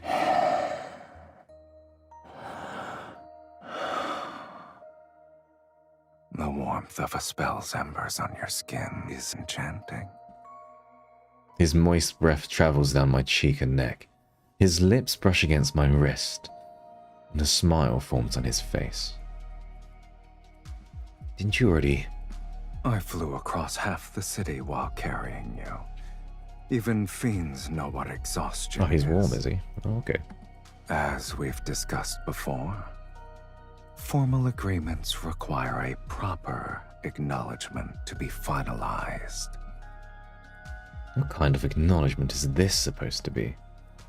Despite my internal skepticism, I don't pull away. Since you've agreed, let's sign it. With my power, you shall tear open fate's gates. And with your blood, I'll maintain my invincible form. His warm lips gently press... There you go. Warm. Lips gently press against my wrist. The moonlight will... Oh, it says what is his light? Be our witness on this night, at this hour.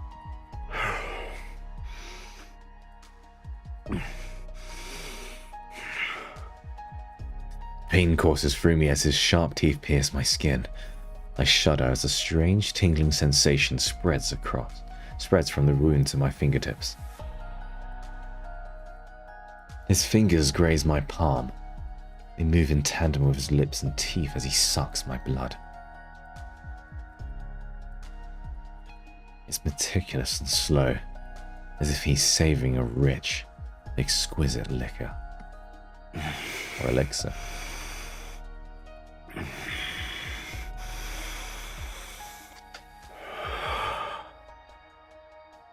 It lasts for a long time until the blood-red mist gradually envelops the silvery white moon.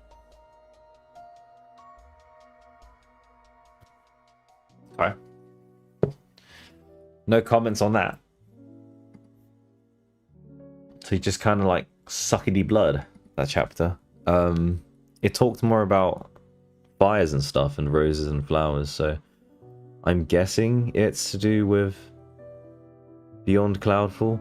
It's the same myth style as the last myth. So like in Beyond Cloudfall, there are like hated people away from society, and this is like a similar beat. I don't know how else they're going to take this, but I'm guessing it's like the whole sacred core thing is when he has to sacrifice and she sacrifices, and then they rewrite history basically. But yeah, similar beat so far. Similar beat so far.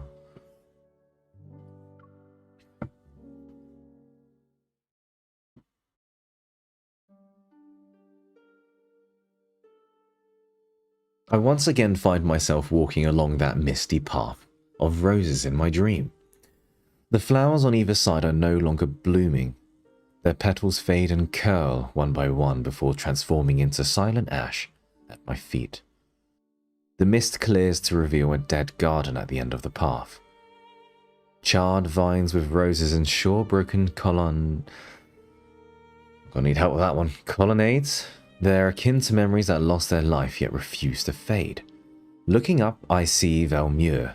It's no different from a hanging scroll slowly peeling away, its colors fading layer by layer until everything dissolves into grey mist. When the roses bloom again, will you remember who I am now? Did he say that in Beyond Cloudfall?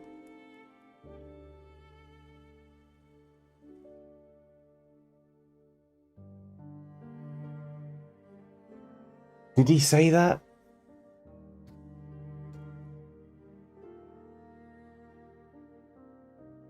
It was like a fever dream. I want to remember you. But will you still be the same when the time comes? So long as our souls remain unchanged, we'll surely recognize. Recognize? We'll surely recognize each other, he's going to say. He said, we'll surely recognize each other, is what he was meant to say. See something in the main story. Okay.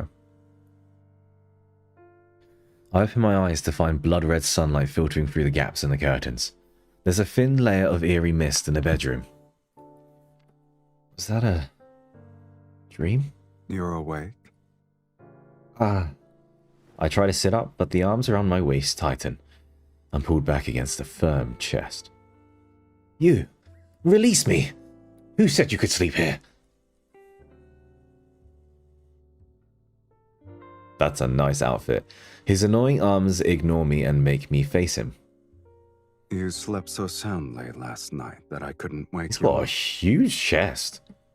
Huge chest. If I wasn't a kind gentleman who carried you back to your room, you'd be sunbathing on the roof. Ginormous Why chest. not? When I walked in, I told the housekeeper that you were exhausted from dancing. No one will suspect anything. Yo, who's playing that music in the background as well? Are you saying I should be thanking you for your thoughtfulness? I'm honored. The chastening, yes, the chastening. A maid enters with a tray that has my breakfast. Once she sets it down, she helps me bathe. Did you have any strange dreams last night, my lady? I dreamed of a path covered in roses, and when I woke up, I held a rose petal in my hand. Okay. Why is it similar to my dream? And what else did you see? I can't remember. The path was hidden in a heavy mist, and everything was blurry.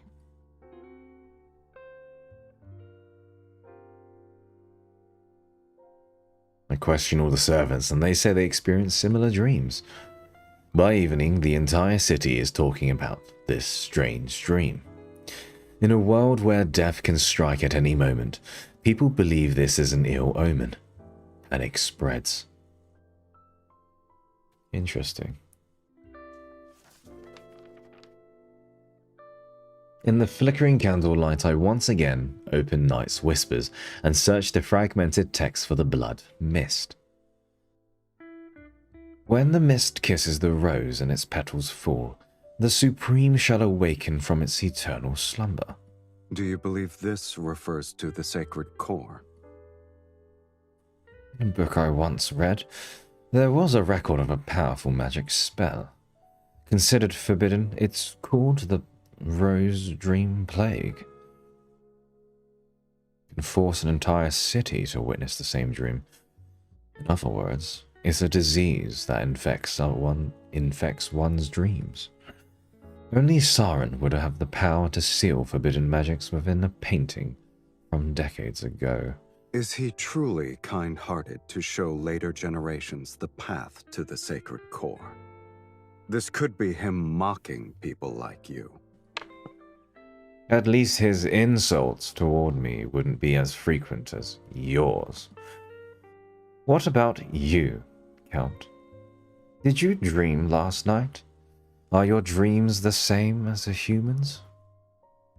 Or do fiends have no dreams? He gives a non-committal smile, but his eyes show no traces of amusement. Rather than concern yourself with whether or not I'm like you, you should focus on searching for the clues about the sacred core. He doesn't answer my question. For some reason, I'm certain his dream had something he didn't want to see. He's falling in love. Oh, baby girl. That night, Silas had a dream. In it, bruv, Natalie died in blossoming roses. When he woke up, he thought it was ridiculous. Dreaming of an immortal's death was a cruel, ill-timed joke. But the lingering remnants of the dream prevented him from showing his usual smile. He still remembered the complex emotions from the dream. Chaotic, melancholic, and a pain tearing his soul apart.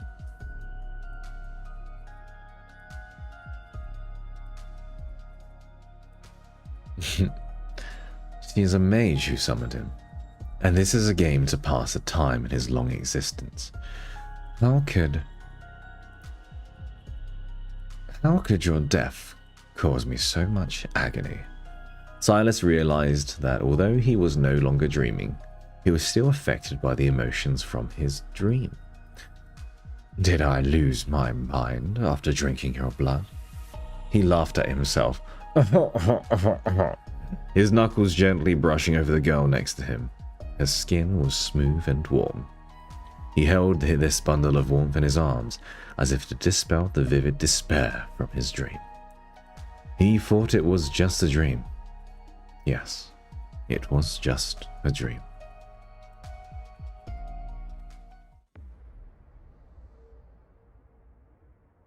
That random in it was like ice cold water. I need to stretch that Twitch chat, but blood red mist hangs over Velmure, stubbornly refusing to disperse. It becomes a veil that enshrouds the city day and night. After the initial panic, people grew accustomed to the sky's disturbing color. In this era where death's shadow looms, no one can predict if they will be pushed into the abyss by fate's hand tomorrow. People continue to seek comfort in magic, and mages use any means necessary to enter the sacred core and rewrite fate. Silas and I follow the trail of clues entwined within dreams, poetry and the blood mist. Velmure is a painting slowly corroded by time. Despite our extensive travels, useful information remains scarce.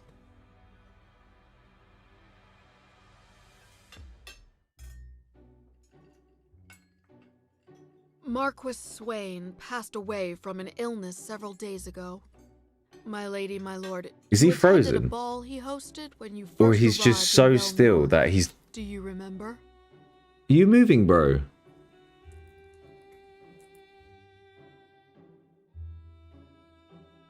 He's not moving. The camera's moving. The man's literally frozen. Are you okay, my guy? Oh, he moved. At the dining table, Silas and I exchange glances, but the housekeeper's expression remains as calm as ever. He looked hale back then. They say his heart stopped beating. Such tragedies aren't uncommon, yet everyone believes it's connected to the ominous mist. All the nobles are desperately inviting mages to divine their fate and extend their lifespans. If my lady and my lord wish it, I can arrange for one to visit you.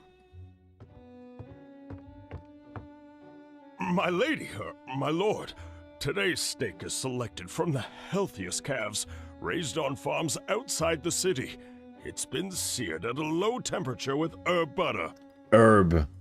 What do you guys... Why do Americans say herb instead of herb? Why is it a silent H? The elderly chef anxiously watches the maid serves the dishes. He casts uneasy glances at Silas while his voice unconsciously drops to a whisper. If the Count doesn't find it beneath him, please, do try it. He sounds like a lovely man. I glance at the untouched dish in front of Silas and can't help but pity the dejected chef. I wish I could tell the chef that the Count is only interested in blood. To my surprise, Silas picks up his knife and fork, cuts a small piece of steak and places it in his mouth to chew. It's not bad. Thank you. I'll go ahead and prepare the dessert. Bro said pause button. The housekeeper and maid also visibly relax, and the atmosphere in the dining room seems to improve by a considerable amount. So Silas can be like this, too. What is it? It's nothing. I saw a hint of humanity in the Count, and I'm not used to it. Perhaps. I've been drinking too much of my wife's blood, and was infected with the consumption. I glare at him as a servant delivers a letter to the housekeeper. It's from Duke Bass. His Grace has invited you to a hunt. They still wish to hunt as the blood mist covers the sky. Do they not fear death anymore? My lady, you may not be aware, but ever since the blood mist descended, extremely rare animals have appeared in the royal hunting grounds outside the city. Wanderers. Oh. How rare are they exactly? They say deer with silver horns and pheasants exhibiting golden feathers were spotted, and they've only been depicted in books. All the noble families are competing to hunt them. Pokemon have come. Silas and I exchange a glance. We recognize the interest in each other's eyes. Unusual animals suddenly appearing. This might be connected to the sacred core. Since His Grace gave us an invitation, there's no reason for us to refuse. Besides, my lady should acquire new attire. A custom hunting outfit should do. Do we get to see what MC looks like? Wow, look at that. Is that a picture? Dude, is that a picture? Sunlight pierces the crimson mist and cascades over the forest located in the royal hunting grounds. Every leaf is coated with a blood-red light. The horns sound, hounds bark wildly as they run, and dozens of magnificent horses gallop through the woods. They temporarily disperse the eerie atmosphere that looms over the forest. Look, there's a deer with white markings. In the distance, a herd of startled deer races into the forest depths. Their fur is adorned with vine-like white patterns. Is that a peacock? There are wild peacocks here? On the other side, a silver peacock stands on a large rock while displaying its tail. Its feathers shimmer with an almost surreal quality. The nobles are frenzied over those supernatural sights, and their servants and horses divide the forest into chaotic, noisy sections. So we're hunting Pokemon, okay. I guess none of these creatures are your actual targets. Silas rides a tall, dark red hunter horse. His posture is impeccable, yet he possesses an ineffable ease. You can almost believe he's going for a casual stroll. According to the books I've read, when the sacred core is about to manifest, living creatures are transformed by powerful magic. They become incredibly beautiful. Are there any tomes you haven't read? You're a walking sacred core encyclopedia. Encyclopedias are thick. Those who can only make nasty remarks should be careful, lest their skulls be crushed by one.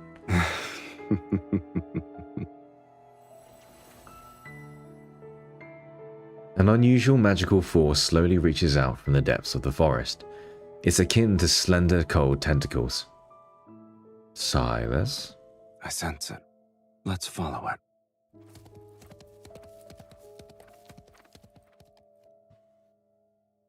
What's side saddle? Is that like sitting on it sideways? I don't know. We avoid the groups and track their magical force into the dense forest. The blood-red mist thickens and a streak of disturbing white flashes. It's a white crow, its feathers as pure as snow. A rose vine crawls out from its back. A semi-transparent bud grows on the vine and thin streams of blood are flowing within it. Is that Mephisto? It's a magical creature. Is that Mephisto? I recognize that humanoid crow sound from anywhere. I dismount, my fingers moving rapidly as a glyph appears on the ground. The glyph wraps itself around it, akin to a chain. It's about to tighten and trap the white crow. A dozen blurry figures appear in the mist. They transform it into sharp spikes and unleash a barrage of attacks. It's not yours. Before I can dodge, Silas is already in front of me. He twirls his staff to block the spikes. You'll be unable to obtain anything with this speed. Silas, these are illusions. I already knew that. The real spellcaster is hiding amongst them. Attack with me. When I swing my staff with him, crystals expand into a glyph and pierce the illusions in the mist. These people severely underestimated the connection between a husband and wife. What do you say, my lady? I suppose you refuse to miss any chance to flaunt our relationship, Count. We trade barbs as usual, yet our rapport in battle flows more smoothly than ever.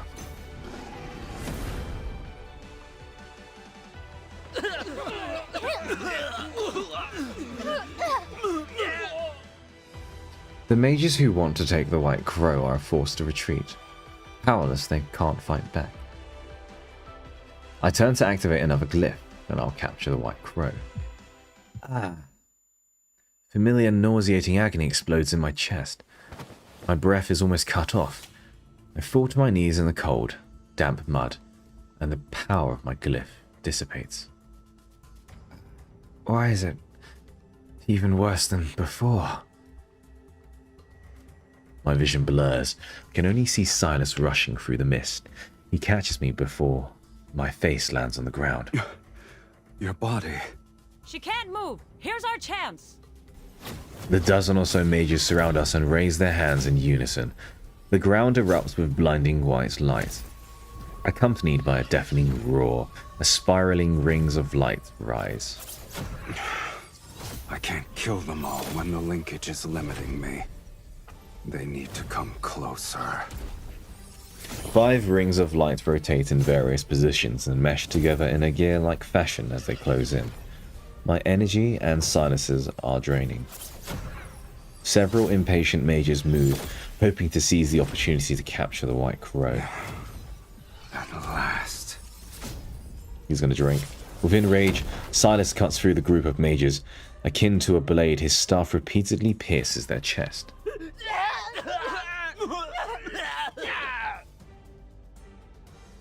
It's like they caught COVID at the same time. Drain my energy. Pay for it with your blood. Whoa, good voice line. Yes, spy boy. You want to drain my energy. Pay for it with your blood. Oh, you can hear his vengeance. Fiend! It's a fiend who drinks blood! Nobles drawn in by the commotion hide, keeping their distance. Their faces turn ashen as they witness Silas furiously drink the mage's blood. A spiral glyph continues to move, and my energy is almost gone. The excruciating pain shatters my body into countless pieces. Silas. He returns to my side, his eyes flashing with a savage intensity, yet they brim with a certain determination. He raises his wrist and pierces his skin with his fangs. Bright red blood winds down his arm. Drink. Damn, I feel a fear in the depths of my subconscious and use my last ounce of strength to shake my head. You don't have a choice. He grabs my jaw and presses his wrist against my mouth. When my tongue touches his skin, his blood reminds me of burning embers. He explodes inside me and churns in my veins. And now I'm becoming a beautiful, sexy vampire. My heartbeat is all I can hear as it's accompanied by a sharp, burning pain, yet it's quickly dispelling the weakness and oppressive sensation in my body. The mist around us suddenly churns and swells as if countless hidden eyes are opening within it. The gear-like glyph is silent. It's like dissolving into the mist. Lean on me. We'll leave this place. Do I have wings now? Our figures vanish into the depths of the blood mist as Silas holds me. Excuse me. Damn. So she's weakened. She was weakening. Okay.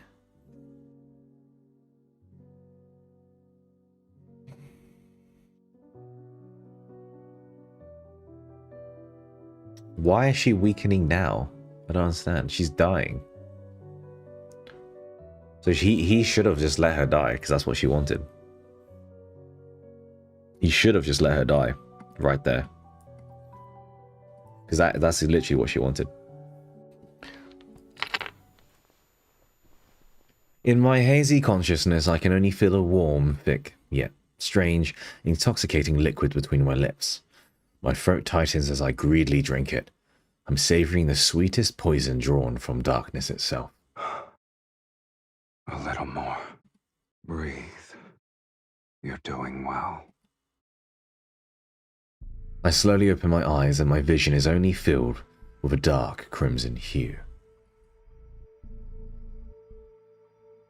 Blood? I realize my tongue is lapping Silas's wrist, his blood slowly trickling down from the corner of my lips. I quickly move back and sit up, only to discover that I'm lying in a stone coffin. It's adorned with intricate carvings. Welcome home, Countess. Where am I? My home doesn't have anything like this. I look around. This place resembles an underground vault with walls made of dark stone. Candle-like cast shadows that stretch into monstrous shapes. Of course. This is my home. I could use another descriptor. Welcome to the underworld, Miss Mage. The underworld? How could a human possibly enter this place? They would have to drink my blood. The metallic taste of blood lingers in my mouth, but I'm not repulsed by it. How strange. The suffocating feeling from before has subsided without me noticing, but the pain inside my body still reminds me of everything that happened. The white crow. The clues to sacred core must be on it. I forced myself to climb out of the stone coffin, but when my feet touched the ground, I collapsed from excruciating agony.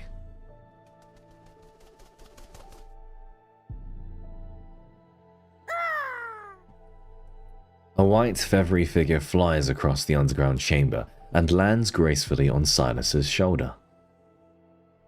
Here's your clue. In your current pitiful state, you shouldn't be running around willy-nilly. This magical creature can enter the underworld too?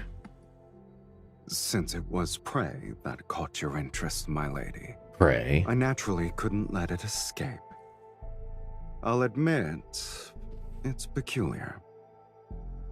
I've never seen a magical creature that can freely travel between the human world and the underworld before. I like it when he says prey.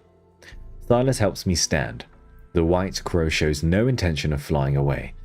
Instead, it tilts its head as it watches me. The vine on its back sways gently with each breath, its bud remaining tightly closed as if it's hiding secrets.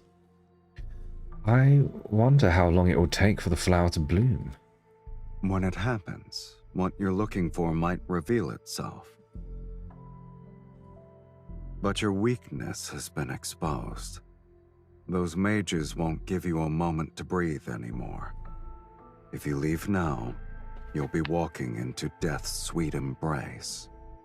His eyes reveal their typical mocking gleam, but there's a hint of genuine concern. I remain silent for a moment.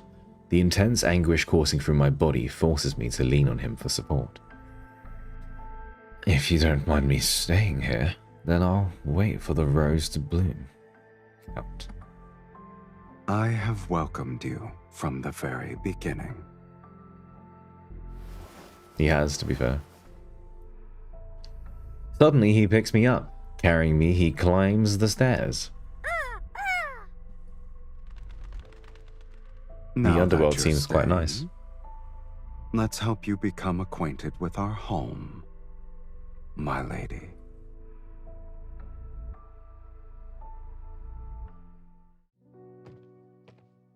I recognize this place. Silas and I reached I shouldn't have clapped because now I'm going to be like, There's a marker there. Silas and I reached the top of the staircase. The scenery greeting my eyes is so breathtaking that I almost forget my pain. Inside the massive castle, with its vaulted ceiling, bright candlelight reflects off countless treasures. Its radiance is dreamlike and dangerous. Massive beast skulls hang as decorations. Crystals taller than a person contain strange weapons and items that shimmer with an otherworldly glow.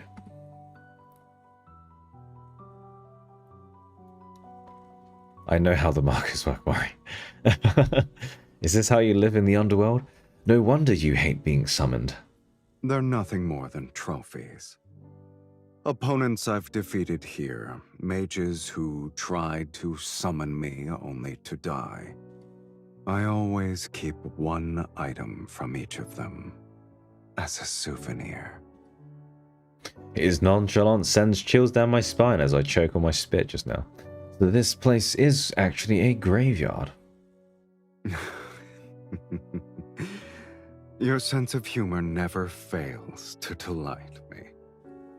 Even if this is a graveyard, it's been deathly quiet for a long time. I've run out of rivals in the underworld. There are no fiends who dare to challenge me. And I can count the mages who survived long enough to complete the summoning ritual on one hand in the past century. So, I'm bored.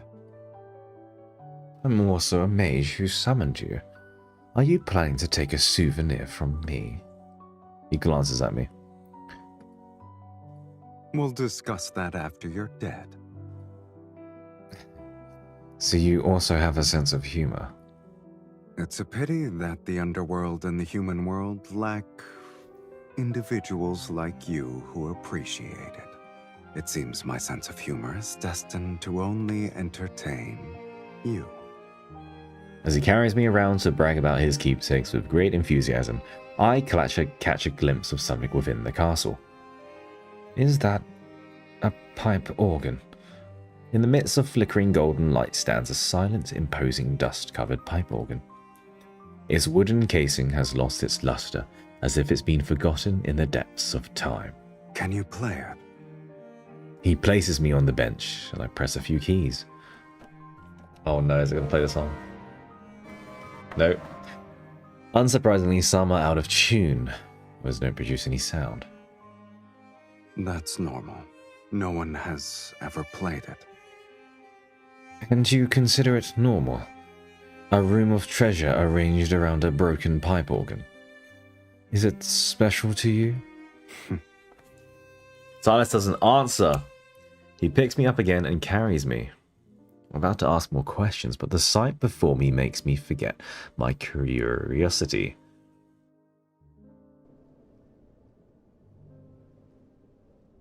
Bloody hell, that made me forget as well. On the balcony, the wind is as cold as a knife's edge. The underworld sky doesn't resemble daytime or nighttime. It remains an unchanging grey. Yes, Coco, the world before me is distorted and fragmented. The buildings of various architectural styles are present as far as the eye can see. It's as if they've been violently pieced together. In the distance, a crimson barren mountain rises. Large rock chunks float around its edges. Beyond that lies a motionless sea, akin to a glass sculpture.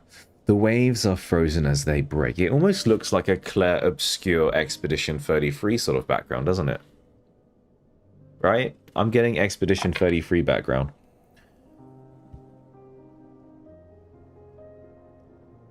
The underworld described in various books is nothing like this. You should read less nonsense. These structures seem to be from different worlds. What exactly is this realm? A graveyard.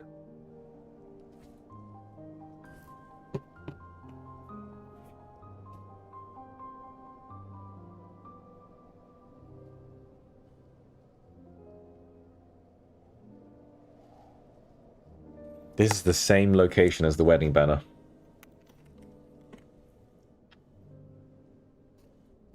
I'm convinced this is the same location as the wedding banner because of the floating pieces around. The whole, it's a meta fluctuation, as I would say, you know? I think it's a meta fluctuation. This is the area. This is like the pocket dimension where like shit is floating around basically. An indescribable shudder spreads from the depths of my heart. I don't understand. He slightly turns his head, his gaze passing me like the wind. You're not the only one who wants to rewrite fate. And there are other timelines with people such as yourself. Have you ever wondered where those discarded fates go? Established cause and effect cannot vanish into thin air. A place must receive these fragments erased from various timelines. When enough fragments accumulate, they form ruins. The underworld is a fate's graveyard. That makes so much sense. Similar to a hunter searching for carrion above a graveyard, the white crow soars in a distant grey sky. Don't know if I'm stunned by Silas's words or affected by the countless energies surrounding me. A ringing noise floods my ears and my limbs weaken. The magnetic field here is too chaotic. Your body isn't strong enough to stay outside for too long. Without saying another word, Silas lifts me into his arms and carries me back. Black-red mist flows out to seal the doors and windows behind us.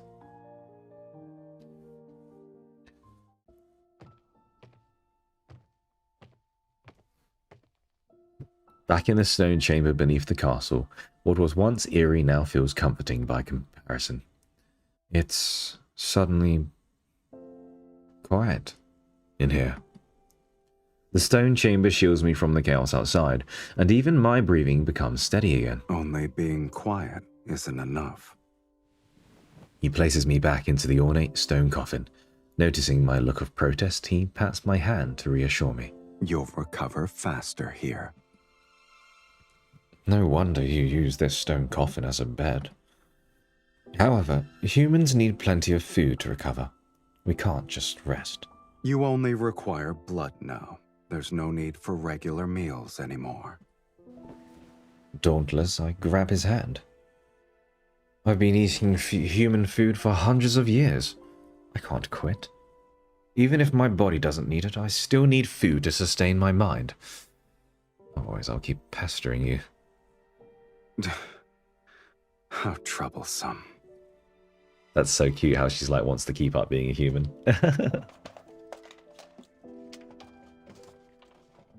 I hear rummaging. Then Silas quickly returns with several pouches in his hands. You're fortunate. In the underworld, my abode is the only one where human food can still be found. I wonder who's the unfortunate mage you scavenge them from. This food isn't centuries old, is it? It's 100 years old. It's fresh compared to you. There are traces of magical seals on the pouches. Mages typically use this method to preserve food for extended periods. Extended periods? Fucking hell, it's 100 years. Are you going to eat it or not? I'll try. Silas's face shows he did just burn the F out of MC. Damn, you got the crow feet around your eyes, MC? Silas's face shows disdain, yet his movements are swift and efficient as he opens the pouches and lights a fire in the stone chamber to heat the food.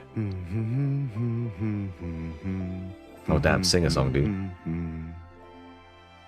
I look at the cold, gloomy stone chamber and the coffin I'm lying in.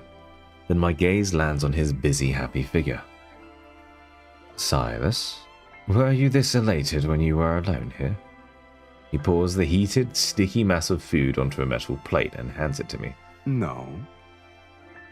It's because I'm giving you this meal, so I can feast properly later. Then I must be the first dish that makes you happy. A gourmet delicacy. You're confident about your status. I taste the steaming substance. Although I'm not actually hungry, its aroma still brings me comfort and helps me relax. This isn't my first time lying in a coffin. I was suffocating and the people around me thought I had died. They hastily buried me in a coffin. Once enough time had passed, I woke up to find myself buried alive. I stare absently at the thick liquid on my plate. but my voice remained steadfast. I struggled to crawl out of the coffin. I bet that place still tells ghost stories about me. But this happened ages ago. After several aeons, I doubt anyone remembers. Silas listens quietly.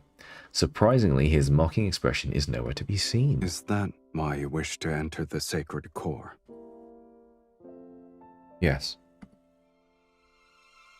I lower my gaze. It's the first time I've told anyone my real reason for seeking the sacred core. My suffering stems from a curse. I lost my most crucial memories, and only vaguely remember that because of this curse. Only a certain person can grant me a true death. He quietly observes me, as if he's looking at a reflection below a lake's surface. You want to rewrite your fate to escape eternal torment? Correct.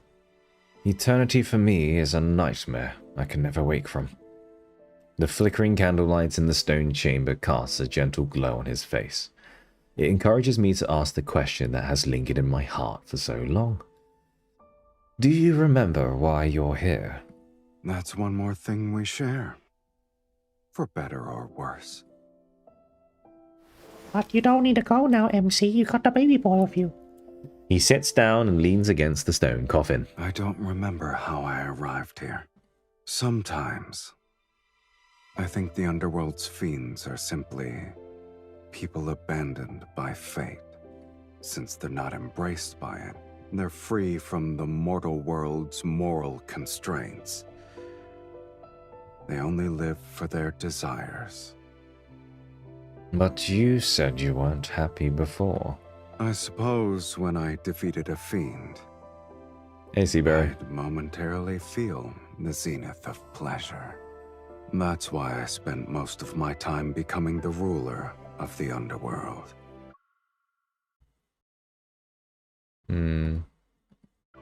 But pleasure has always been fleeting. After the rapture passes, all that remains is longer periods of emptiness. He speaks of his distant past in a detached tone. With time melting bloodshed and brutality, only drifting ashes are left.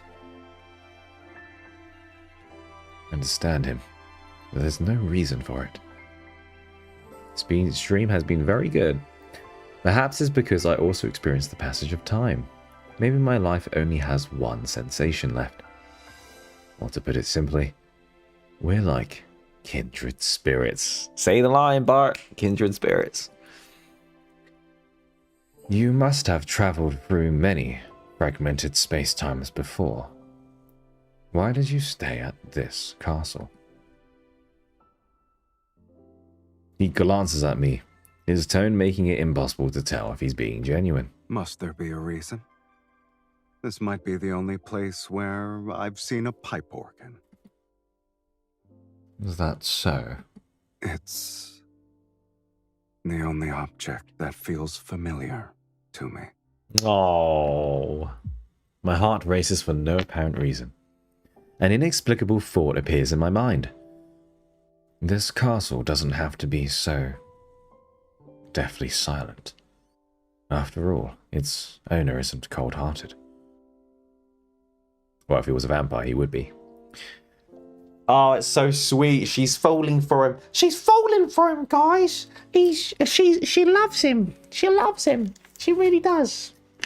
This is getting juicy. Gordon Brown. I didn't expect to see the organ again. Well, I should have expected it, really. I thought I'd see more dragon stuff. Interesting. Anyway, break time, break time. Need to check how Coco's doing. She's looking at me. That's why I was looking that way. I was like, oh, geez, here we go. Anyway. Let's...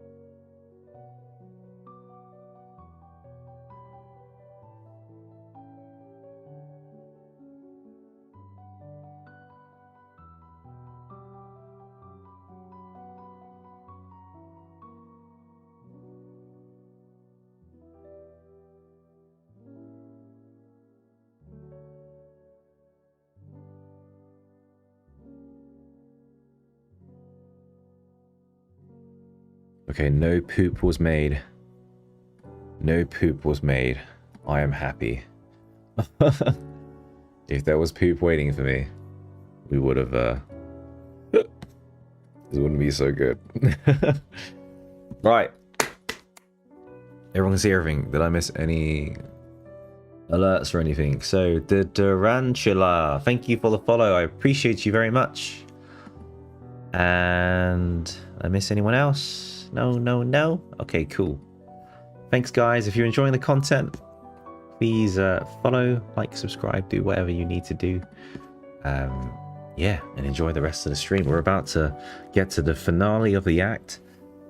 And I'm curious. I'm still curious what's going to happen. Why did it? It still hasn't really been explained, really.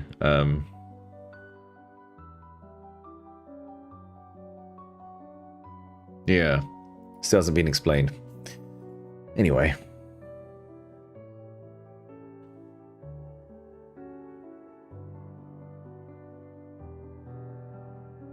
Hey, Finn.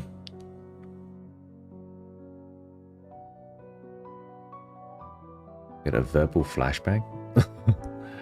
Don't know. Right, anyway. Let's begin. Alright, here we go.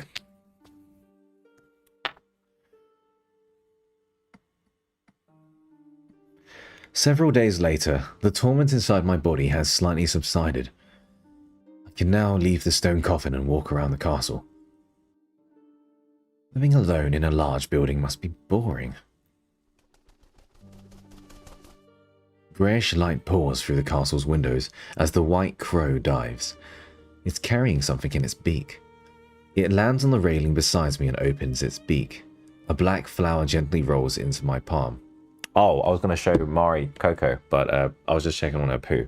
Remember? I'll show her after. Is this a rose? It has the shape of a rose, but I've never seen this color before. Hey! Don't you dare scratch the sofa, Coco. Don't you dare scratch the... You got a scratcher right there. It's even better. Okay? There. Jeez Louise. I haven't seen the Underworld's gardens yet. I grab Silas's wrist. Should we follow it and take a look? I want MC to call him and husband. Yet you've already forgotten what happens when outside energies affect you. I've been stuck here for days. Besides, you can protect me. This is an order. Are you certain your orders still work in my territory? Okay, Coco. Several wisps of black-red mist faintly swirl around me, as if to shield my body. In this place, I'll only abide by them once.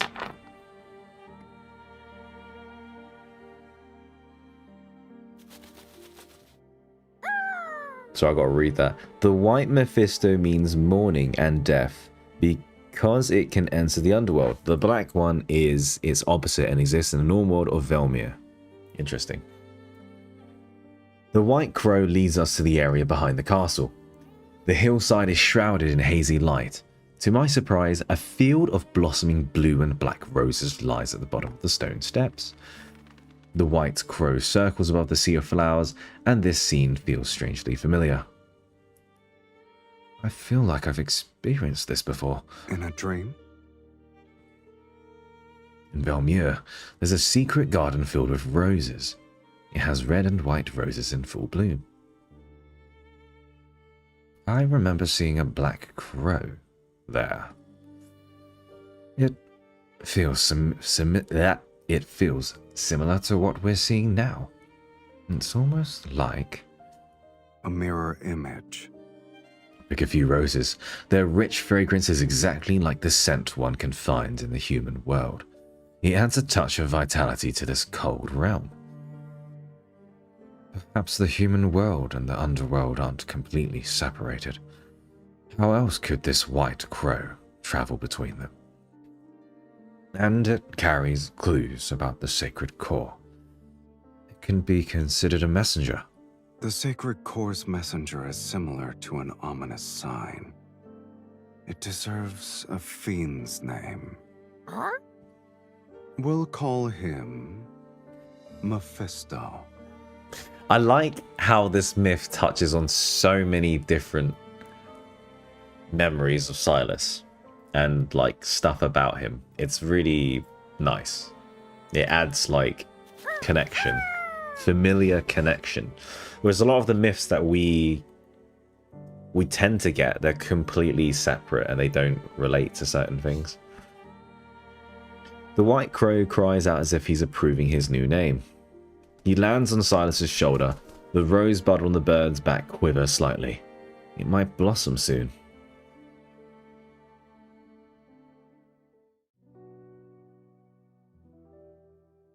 I gather blue and black roses and bring them back to the castle. I arrange them at the bottom of the stone coffin. You're bringing an invasive plant species into my territory. This stone coffin is cold, hard, and deathly gloomy. I doubt I'll ever get used to sleeping in it. I lie down in the coffin. The fragrance of flowers envelops me and it carries a warm sweetness. The roses here smell similar to the ones in the human world. Falling asleep surrounded by this fragrance might give me better dreams. Do you want to try? Since when did you start believing in these things? I once fell asleep amongst flowers.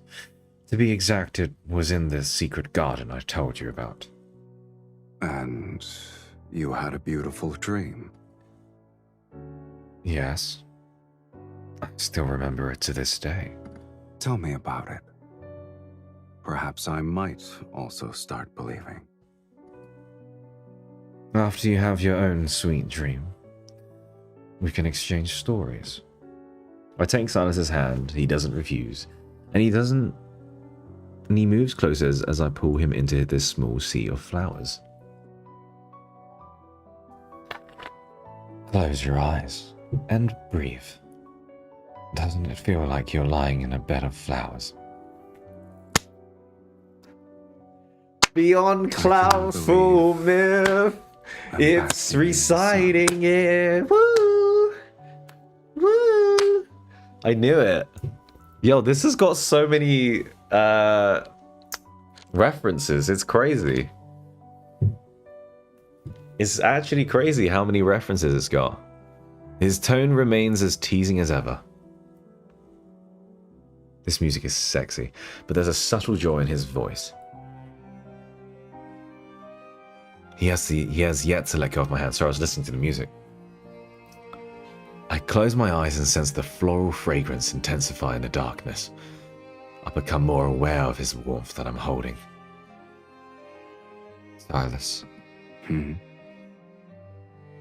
When we return to Valmure, I'll take you to that secret garden and show you those roses. All right. Holding hands, we sleep while surrounded by the fragrance of roses.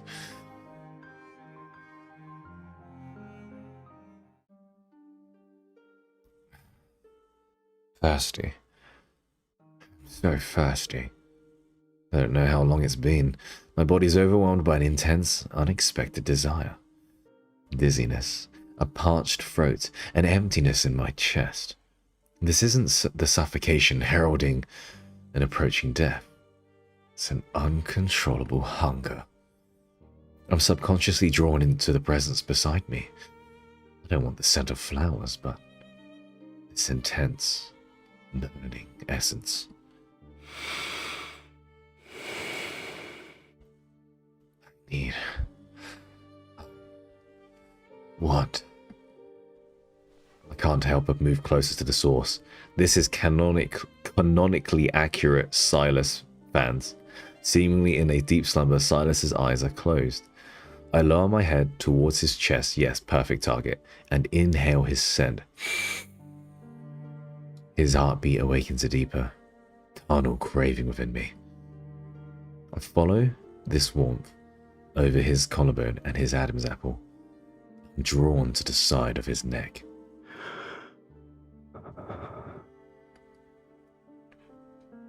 The essence is more evident, its warmth pulsating against the tip of my nose and lips. Want silence.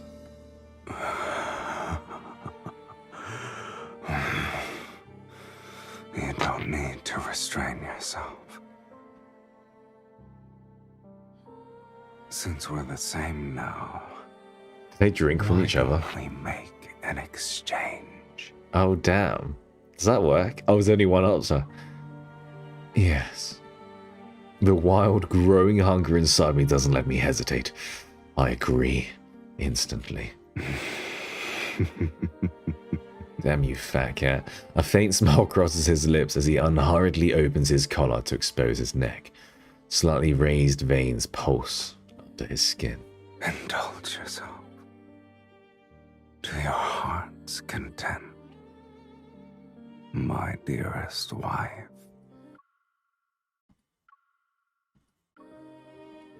Damn.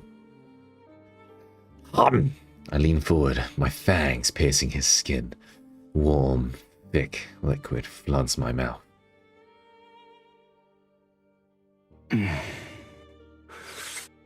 Oh, shit, sorry, I'm missing the groans here.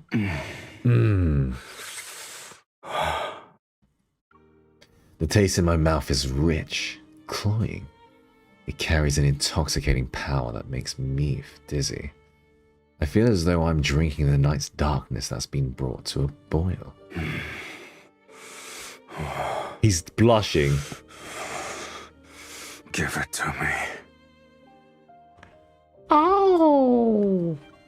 Oh! Oh! Oh! He's got some banger lines in this one, I'm telling you. As I tilt my head back to catch my breath, Silas turns his head, opens my collar, and sinks his fangs in the crook of my neck. Damn. Oh, ouch. Whoa. Whoa, big boy. I bet you guys are fucking licking this shit up. Sorry, I can't do groans like that. What? Oh, ouch. Shit. Your fangs are beat. Pain and pleasure overlap and surge as our breaths quicken and intertwine. The blood and skin press against lips and teeth. The scent of flowers and blood merge, and our heartbeats gradually synchronize beneath our skin.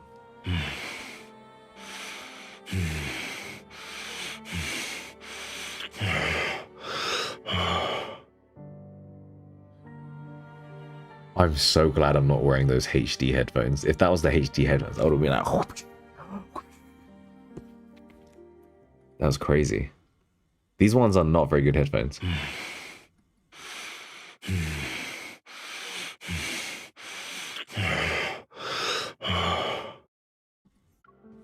Fucking hell. Dark red blood drips from my pierced neck, and some other liquid drips as well. Soaking my disheveled collar, it soon falls onto the roses under us. Petals greedily drink drops of blood, and a dark crimson sweeps into those blue and black roses. Yeah, he is voice acting. This man is voice acting. I don't know how long I've been asleep. In a realm between dreams and wakefulness, a slight pull on my skin makes me regain consciousness. Next to me, Silas lies on his side. He holds a soft handkerchief and unhurriedly wipes away traces of blood from the corner of my lips. His touch is gentle, and his fingertips occasionally brush against my skin. They leave behind a subtle yet unmistakable warmth. Did I wake you? You can sleep some more. I lower my gaze. The edges of the rose petals beneath me are still stained with dark red blood that's partially dried. They're seemingly whispering to me. I recall the burning roses from my previous dream. Their color was the same. And the person beside me in that dream had the same warmth. Dreams and reality overlap, and I can't tell which one is more real.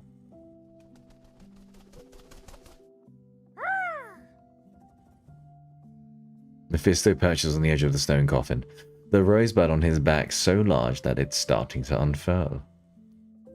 We should be able to return soon. Indeed. Silas's answer betrays no emotion for my heart, which should be rejoicing. Isn't as thrilled as I expected. I'm one step closer to entering the sacred core. I should be happy. My gaze remains captivated by the hand still wiping away blood.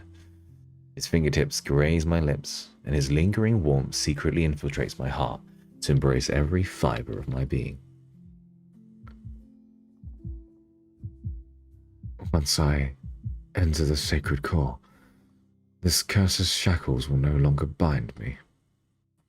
Doubt lurks, its rusty blaze silently embedding itself into my heart. Isn't this what I've always wanted? Why am I hesitating?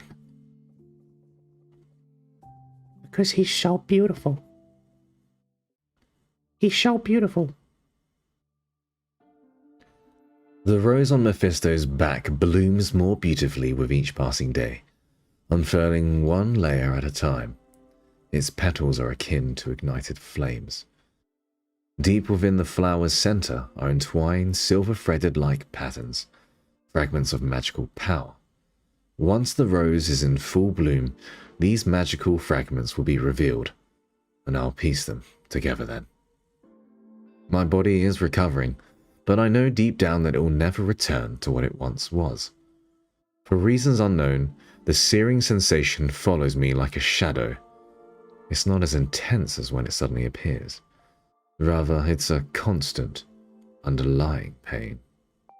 But I lie to Silas and tell him I made a full recovery.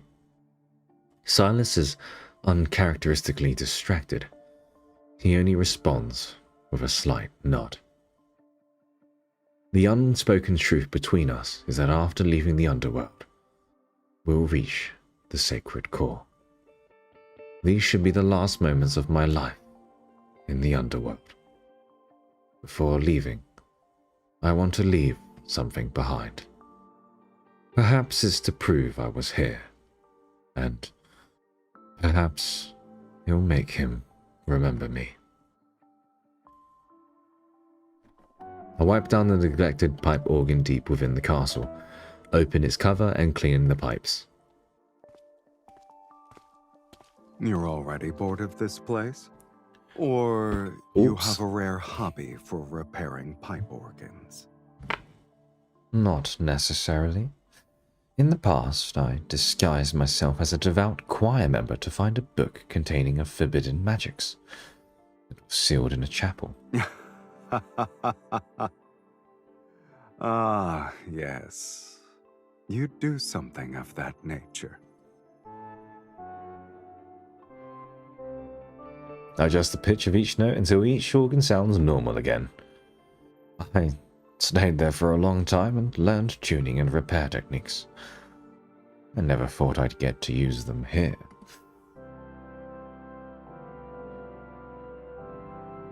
I think it's tuned. Do you want to try playing it? Why don't you do that? The only pieces I learned back then were all monotonous and boring.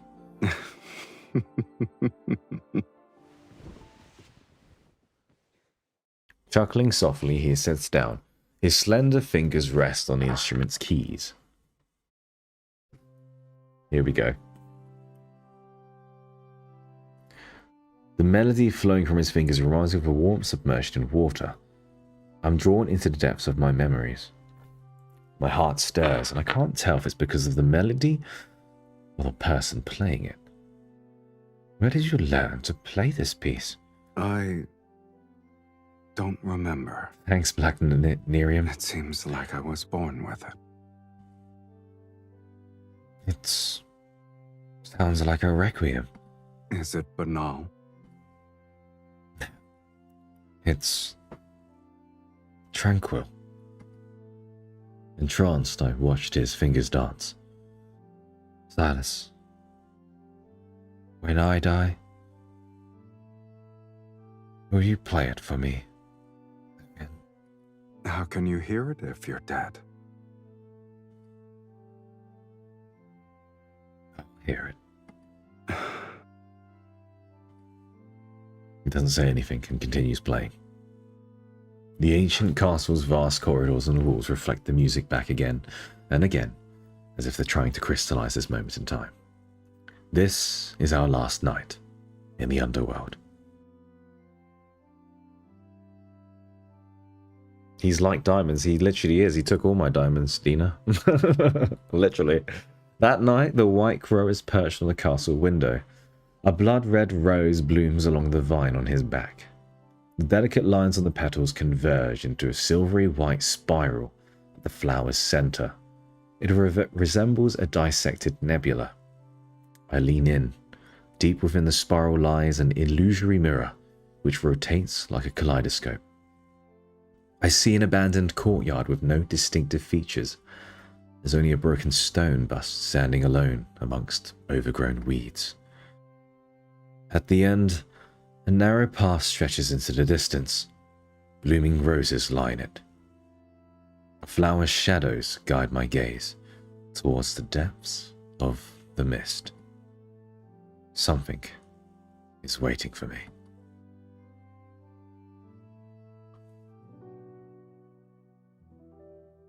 So why does she still want to die? And why will she end up in the sacred core now? Can someone explain that to me? Because I thought she needed Silas and she needed certain pieces to awaken the sacred core and then relieve the curse. But then, like, she's found happiness, right? She doesn't need to go over with the curse now, right? Keep reading. Okay. Fair enough. Fair enough. We shall carry on.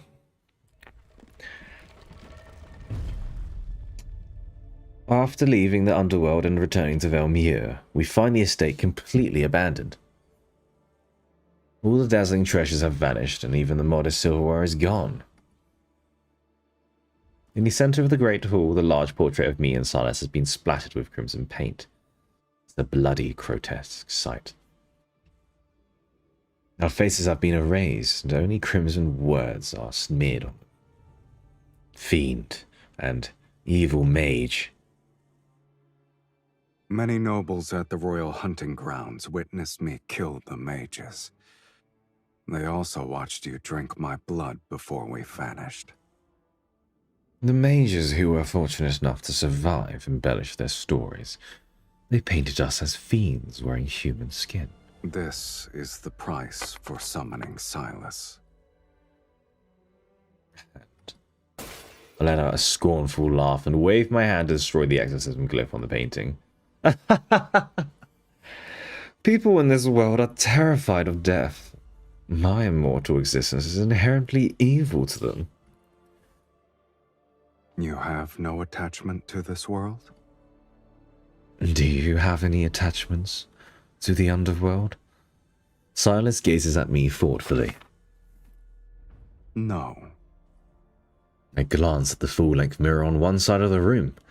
There's no reflection in it. No Silas, no me. I'm not afraid. Instead, a secret sense of comfort washes over me. That's how it should be. I point at the mirror. See? We're the same. The same. He leans in, and I can see my reflection in his eyes. I like that. We turn and leave. We must find the prophesized ruined courtyard that's related to the sacred core.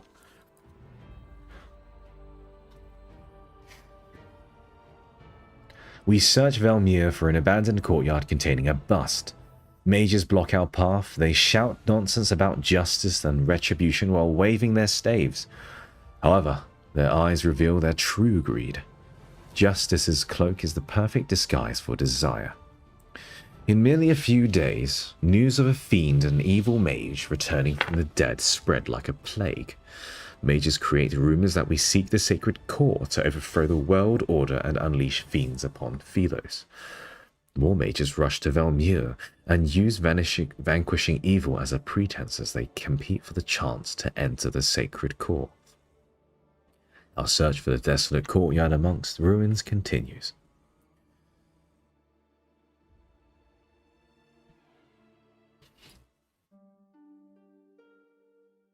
The night deepens. After another day of constantly moving and fighting several mages, we've taken shelter in an empty house on the city outskirts. The ceaseless, searing pain in my body grows stronger with each passing day. This is why. Maybe it's because we're getting closer to the sacred core. Silas offers his wrist to my lips. You've used most of your energy. Do you want a sip? You also expended most of your energy. So many mages are handing themselves over on a silver platter. I get to enjoy a feast every day. I firmly turn his face towards mine and look into his eyes. You liar. You haven't been honest with me either. Am I mistaken? I stay silent. I know he's aware of the fact that I've never fully recovered, but he hasn't said anything about it. He absorbs blood from our enemies and offers his own to sustain me.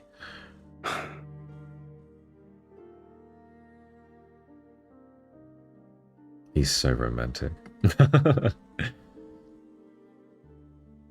He sighs before he somewhat forcefully pulls me onto his lap. He guides my head to the side of his neck.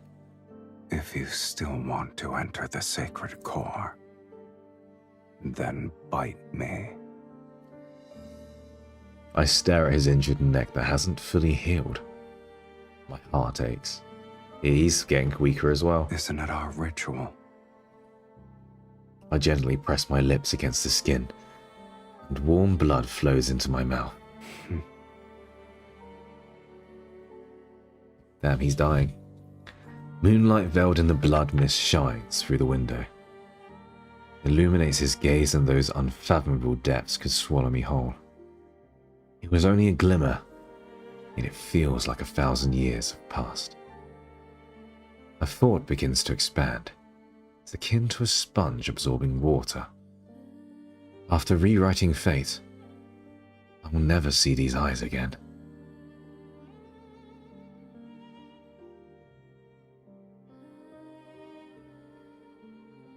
Damn, he looks tired, man.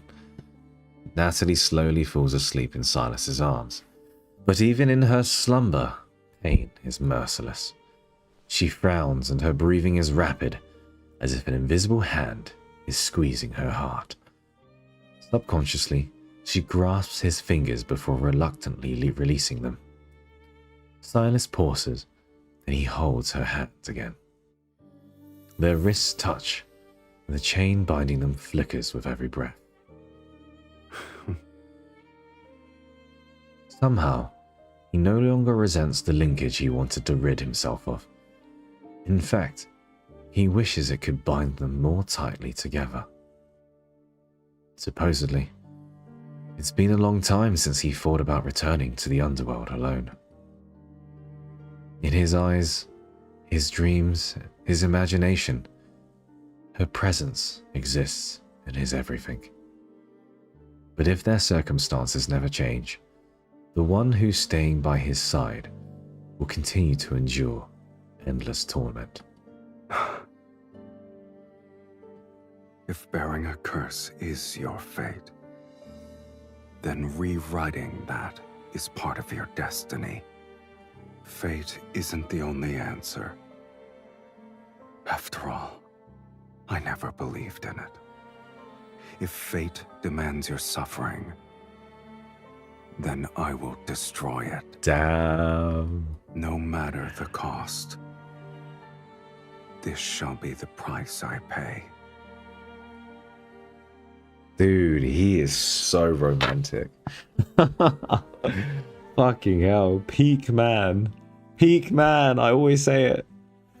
After searching through most of Velmure's courtyards without any success, we arrive at an abandoned churchyard. He's a fucking badass. If he was from Final Fantasy 15, he's King Regis. He's King Regis. The stone sculptures here are intact. Not all of them match the text and the prophecy. Oh fuck, that was me speaking. Isn't it odd?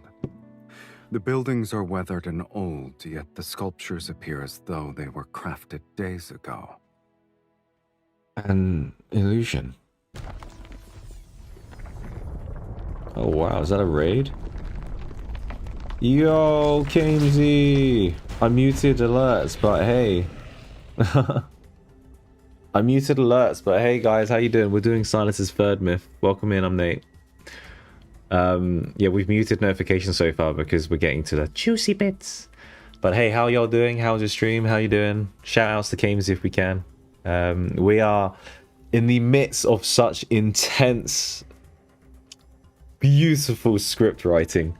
Silas, when essentially what's happened is MC and Silas, she's slowly, you know, feeling a lot of pain, and she's like sleeping in his arms, and he's, oh, it's so good. He's just saying like he'll sacrifice anything, whatever it takes to, like, you know, stop her from suffering anymore. It's just freaking awesome. Hello raid. Thank you guys for the raid. Thank you Kamesy for the raid. I appreciate it. It's nice to see you all. It's nice to see you all. Please grab a drink, have a stretch, and enjoy the rest of the Silas Third Myth playthrough. You just finished it as well. Oh boy, we are close to finishing, Kamesy. We are close. Right. The ground suddenly trembles. Stones break and a massive skeleton rises from the center of the churchyard. Its body is forged from black iron and brittle bones. Dark red flames burn within its chest cavity, and death's essence flows from its hollow eye sockets. I missed that previous one. What is that? Massive skeleton. Ooh. This isn't the remnant of an ordinary sentinel. Alright, see you later, Kamesy. Have a good night, good evening, wherever you're from. South Africa. Have the good rest of your day. Good evening. The skeleton swings a massive rust-covered axe which generates overwhelming energy waves. Regardless of what it is, the fact that a trap was set means we're close to the answer. Silas stands in front of me. He binds the skeleton's arms with black-red mist, but the creature violently breaks free. Oh, it's not a weakling. He thrusts his staff into the skeleton's chest. I seize the opportunity to cast a spell as I press my hands on the ground. Glyphs appear and spread out from under the skeleton. It's bound in place. Now! Silas's staff pierces the skeleton's chest. Flames surge, but the beast does not fall. Brittle bones scatter only to reassemble. Larger than before, the creature stands once more. The giant axe sweeps across the ground and sends stone fragments flying. The attack makes me slam against the base of a stone statue. Blood trickles down from the corner of my mouth. Get behind me. Silas spreads his wings and flies in front of me. He takes the second strike as his shoulder becomes a bloody mess. Holy shit! I clench my teeth and channel my energy into the staff. I draw another glyph. Glyphs spread out and engulf the skeleton. Silas and I grip the staff together and forcefully drive it through the creature's skull. Flames burst from its eye sockets as its massive body crashes to the ground. In the subsequent silence, only our labored breathing remains.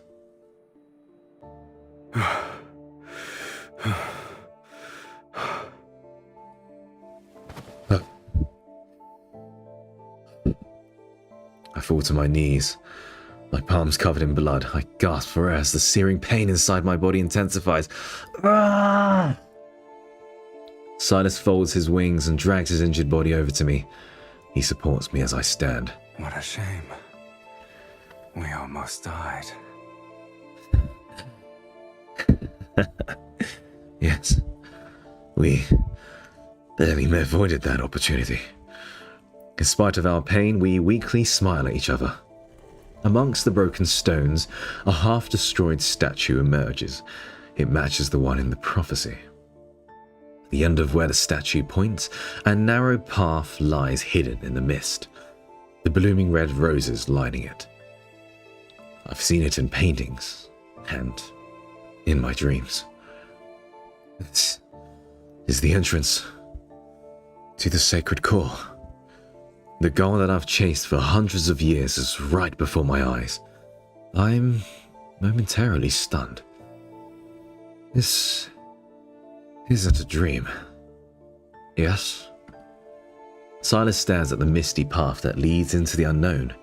His expression darkens. Since this is what you want, let's continue.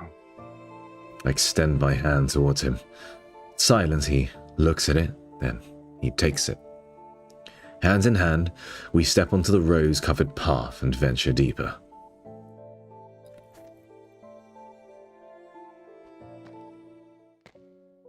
Don't make me cry. Fucking hell. Mist churns around my feet as my body reaches its limit. Each step feels as though I'm walking on knives. It's as if my body has been torn to shreds, yet my flesh and bones are forcibly held together.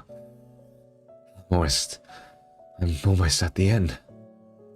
At the end of this path, I can use the sacred core to rewrite my fate. Then, the pain will be over. That's what you want to think, MC. The linkage between Silas and me shall end as well. A look at our clasped hands, and once our connection is severed, Silas will return to the underworld. As for me, I'm uncertain of the life waiting for me. But it will be the one without a curse. Me and Silas. From the depths, a breeze blows along the path and carries a faint floral fragrance. This song always gets me. Rose petals scatter in the air.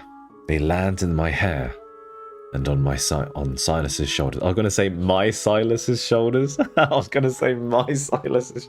I'm getting possessive. My gaze shifts from our clasped hands to his face, and I realize he's looking at me.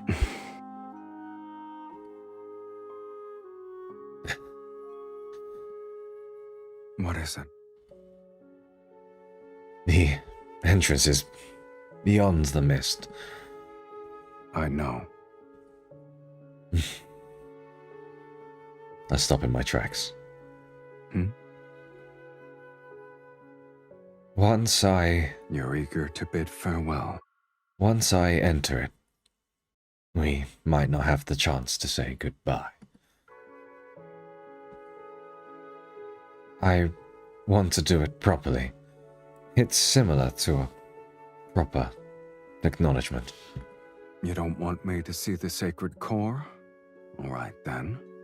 I wasn't even the slightest bit interested. I love how he's just pretending.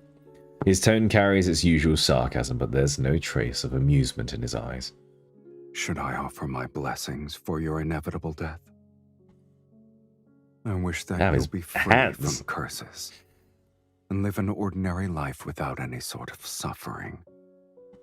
Or should I wish for us to never meet again?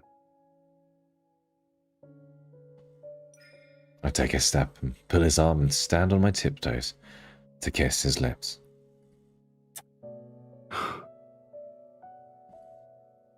Our lips have left wounds on each other's bodies, and we felt each other's warmth and blood.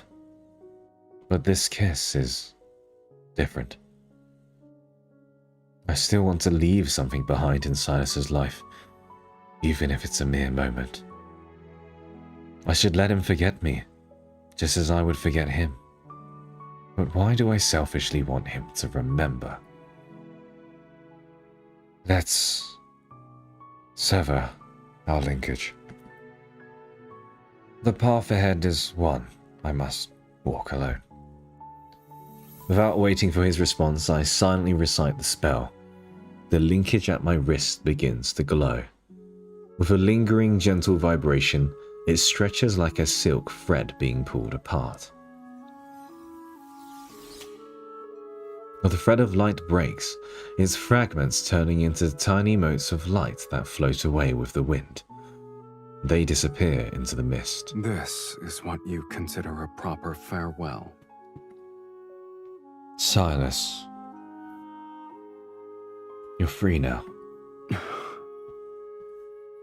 As I say these words, I feel an unfamiliar emptiness around my wrist. The emotion welling up inside me. Is it reluctance? It won't be long before I'm forgotten. But what makes you think I'll forget you? Of course, you'll forget me. It's a lie. He stares at me as if he's already seen right through it, yet he doesn't try to interrupt me. You can rule the underworld again. You'll live forever. Nothing more than a fleeting moment. Another lie. You're speaking as if you know what I desire. I hope it's what you want. You gave me another order. In the future, when you play that melody again in your castle, if I'm truly dead by then, my soul will still hear it. He takes my hand, his fingers caressing my slightly trembling palm. Is this the final testament you want to give me? Why not? You always abide by my orders. With countless unspoken feelings buried in my heart, I look at Silas and force myself to smile. Farewell, Silas. Damn it, bro. Damn it, bro. Shit. Ah, my gosh. As the mist dissipates, my senses vanish. I can't tell where I am. Fuck. When I open my eyes again, I find myself in an incredible, otherworldly place. What the fuck? This place has no sky and no earth. There's only endless white sand that's constantly flowing. Sand cascades from an indeterminable height. Layers upon layers of it almost fill my vision. I struggle to move. I'm like a prisoner trapped inside an enormous hourglass.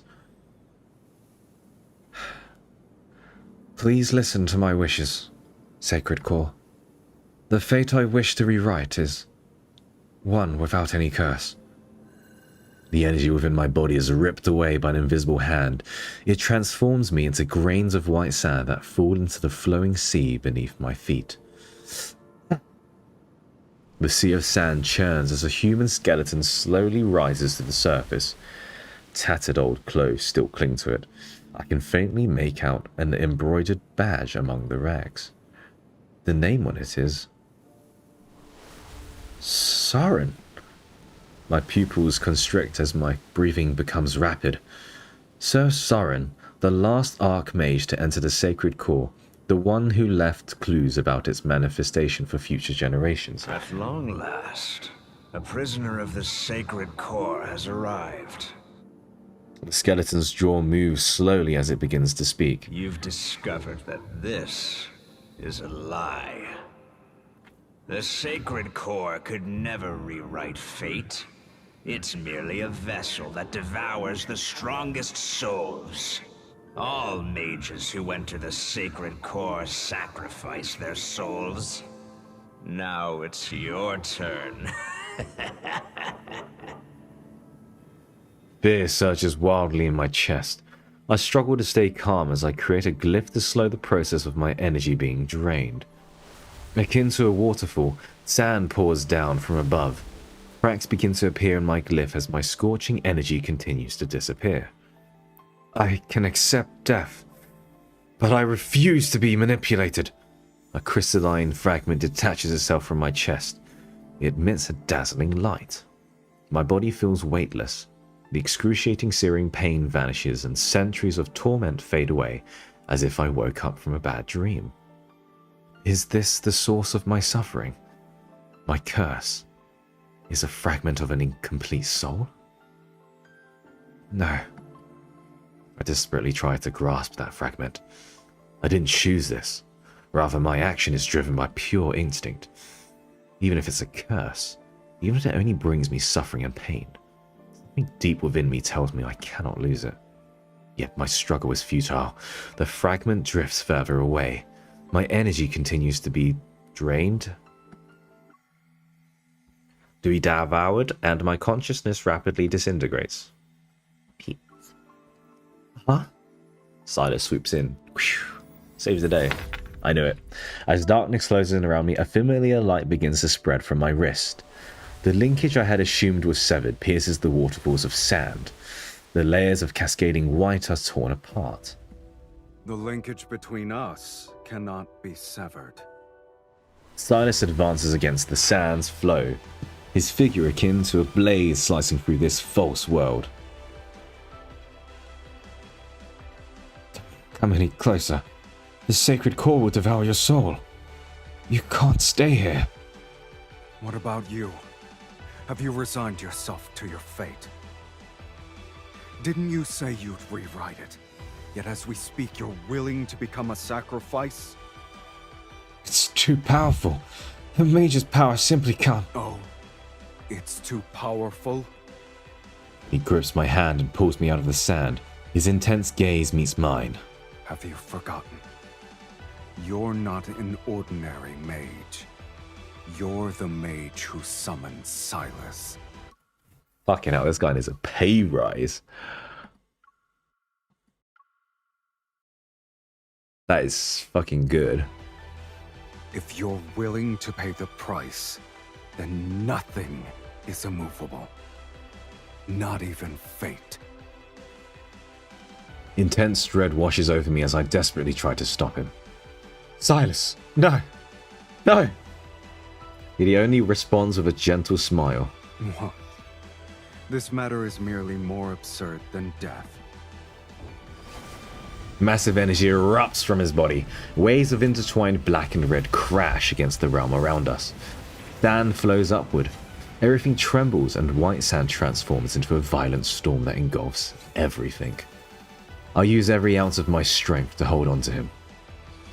Yet, in the depths of this raging whirlwind, I see a crystalline fragment of his soul float out from his chest. It's swallowed by the sacred core. Silas.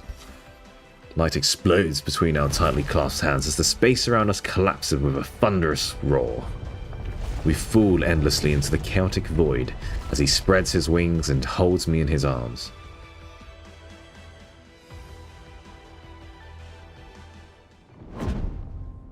Ah, fuck. The world peels away and vanishes behind us. Silence returns.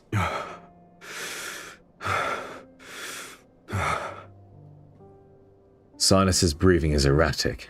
His face is deathly pale, and his body feels unnaturally cold as he holds me. Without your energy, you won't be able to return to the underworld. I never intended to go back. I caress his cheek. He lowers his gaze as a weary smile appears on his face.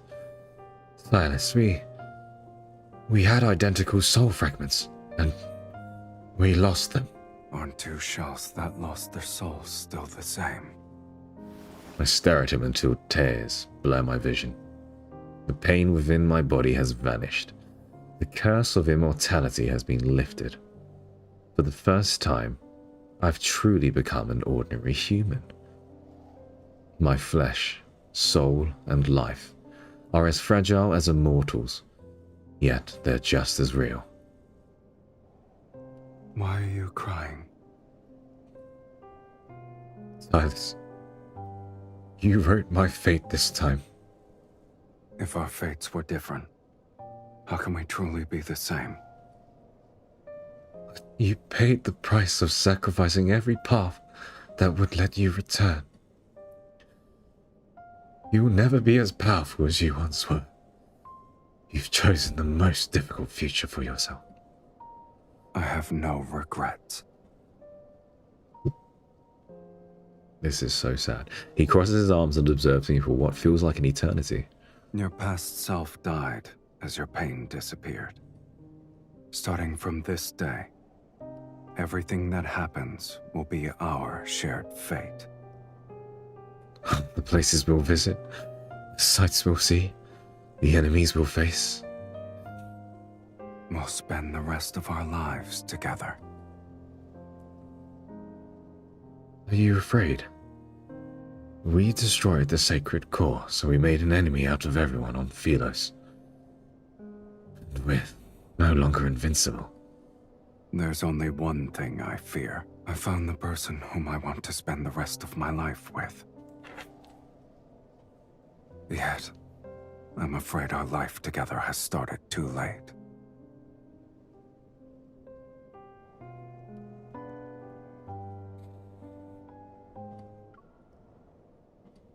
Fucking hell. Is this chapter A? What the fuck? Moonlight descends, the blood mist dissipates with the sacred core. Beneath the heavens, Velmure falls into a brief, peaceful slumber. We welcome the rest of our lives with open arms.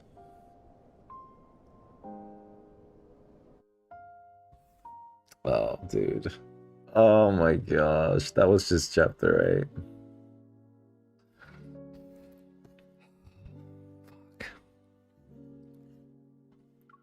Fucking hell. As the wind and sand disperse, the world falls quiet once more. Before the world collapses again, Silas and I visit the secret garden we promised to visit. As we push open the ivory-covered iron gate, roses bloom in the morning mist. I had this place built a long time ago. During the era of my maternal grandmother, to be exact. Time dragged on endlessly back then, and the world around me collapsed too quickly. I wanted something I could watch. It had to change. Slowly. Like a flourishing garden. But you didn't stay. I learned magic, discovered the sacred core, and became aware of your existence. I look up at Silas. Then we promised to visit this place. I wanted to show you many, many roses.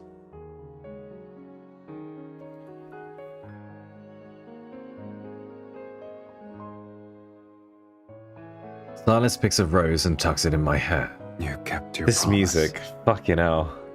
It's the perfect place to mark the beginning of our life together.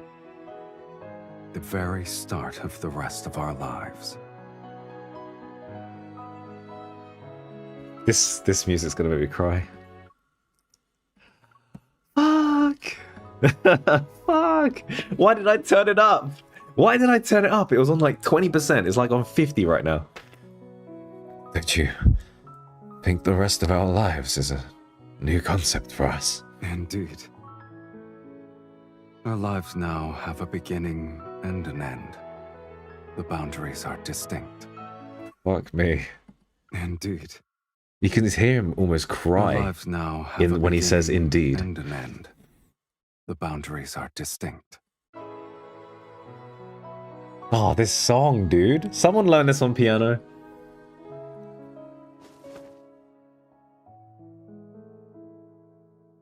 He guides me to sit amongst the flowers, and as the wind blows, a floral fragrance envelops us. A finite life, and one shared with another person. I never imagined such a thing before. I imagine we'll travel to many places, mostly remote ones where few people visit. And we'll renovate an abandoned fortress and turn it into a temporary home. I'll be unable to resist buying strange, unusual magical texts from old bookstores. Then I'll pick up some yellowed sheet music while we're there. We'll find a place with a pipe organ so I can listen to you play. What will you do? Are you going to sit there and listen? I could sing. Fuck, dude. Oh my god.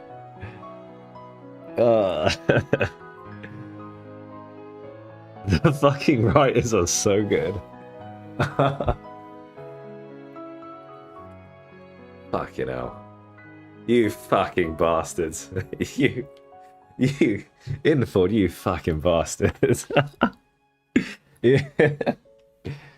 It wasn't the deaf part, it was the fucking part where you put I could sing. Ah, shit. When the weather is warmer, I want to find a ship and go out to sea. Then we'll need to buy one that's sturdy enough to sail to the ends of the planet. I don't care where we go. I only want to sit with you on the mast and watch the moon rise. Do you think we'll argue? Haven't we argued enough already? In the future, our arguments won't be about the sacred core anymore. Maybe our reason shall be simpler. So simple, in fact, that they'll be about a dish's seasoning. But our arguments will always end quickly because I'll prioritize your happiness. You sound confident. Tell me more. For example, I could make you a wooden bird that caws. Will you name it Mephisto? If that's what you want. Maybe we'll come back to Velmir every now and then. We'll visit this garden and see the roses bloom in another year. Perhaps we'll be old when we return. I'll rest my head on his shoulder. That means we truly have spent a long time together. It could be considered one way to rewrite fate. We only need to choose each other to rewrite fate. It's a simple matter. We continue to imagine. Our future together becomes lighter, richer with every detailed daydream. It's like the rose petals brushing between our palms as they sway in the breeze. Their scent and touch gradually lull me into a sweet dream. Everything is peaceful and gentle before the world's collapse.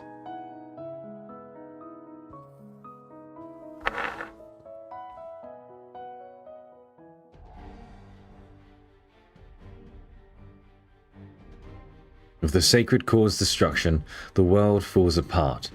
It's no different from a temple being destroyed. The false world order peels away from its foundation. Across the continent that's shrouded in death's shadow, people's hopes of rewriting fate dissolves into oblivion. Pillars of faith crumble. Barefoot fanatics fill the streets. They burn ritualistic objects and wail as they try to summon their lost god. Terrified of being overwhelmed by riots, the nobility retreat into underground shelters. A power vacuum formed, and several religious organizations try to establish a new faith and overthrow the old dynasty. This continent's history revisits the recurring themes again and again. Perhaps it's the world that remains trapped in an inescapable cycle of fate. The sacred core's demise isn't the end of the world, but the shattering of its illusion left people's fears with nowhere to hide. And we, the ones who destroyed the sacred core and exposed the illusion, are the targets of everyone's hunt. Battle after battle, blood and fire become our shadows. To kill us, these fools sacrifice countless innocent lives to activate the most evil, forbidden magic. They try to control us and force us to turn our weapons against each other. Yet after every wound and instance of bloodshed, our invisible linkage continues to connect us again and again. We spend a long time together and endure those countless hunts. Until one day, we both stop in our tracks. We're surrounded by blood and ruins. Perhaps we've grown weary of the endless strife. We're tired of this ignorant, cowardly world. On this planet, heading towards doomsday, it's possible that weariness is the true awakening. And then, our dream ended.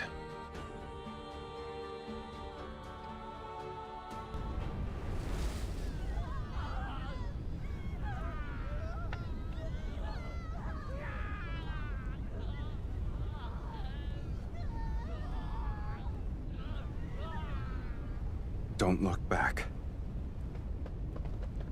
Okay. When the roses bloom again, will you remember who I am now?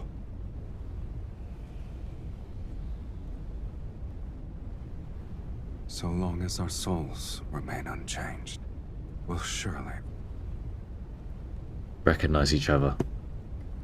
That's what he said. We'll recognize each other. I know, because he said that before in chapter 3 of this myth. In the distance, there's a deep rumbling. Perhaps it's the lingering aftermath of endless battles or the approaching legion.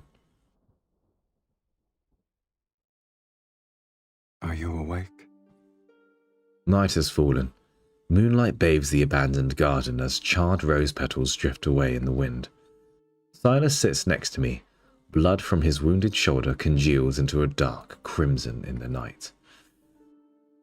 Was I asleep for a long time? Some time has passed, yes. However, those people haven't found this place yet. I didn't want to wake you. Were you dreaming? Yes, I dreamed about matters from long ago, starting from when our paths first became linked. No wonder you wouldn't wake up. He relaxes and pulls me into his embrace. Looking back, it has been a long time. I also dreamed about the future we once imagined. Finding a temporary home, hunting for old sheet music, going out to sea, making a wooden bird named Mephisto. You remembered everything. It's easier to remember matters that actually happened. I savor the warmth pressed against my back. The sounds of pursuers closing in become clearer in the distance, but we're used to it. Every dream we managed to fulfill was intertwined with endless battles and desperate escapes. The world made us its enemy, yet we only held on to the fragments that gave us warmth. You're correct. The future we once imagined has our past.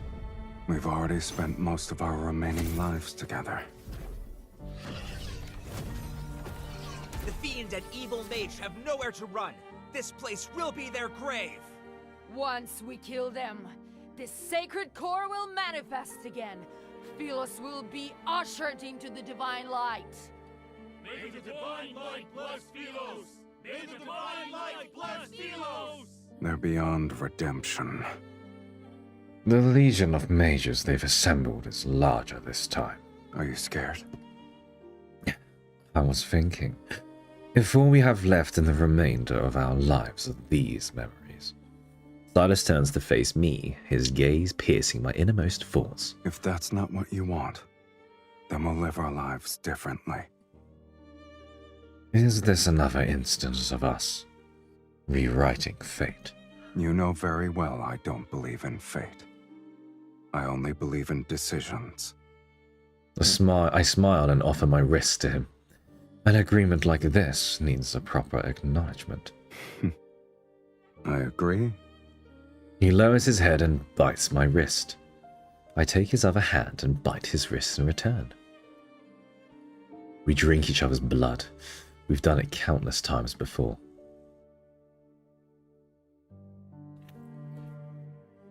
The ritual is complete.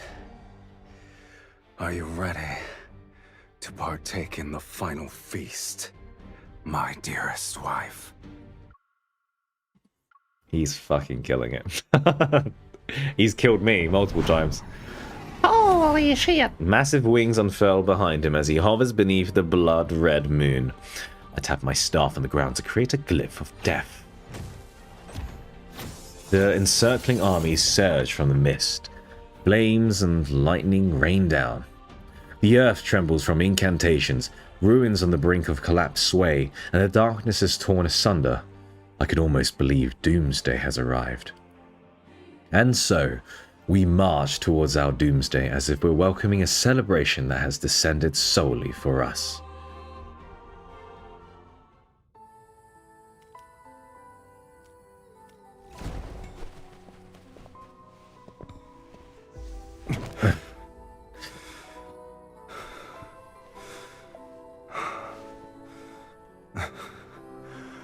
suppose this is the end.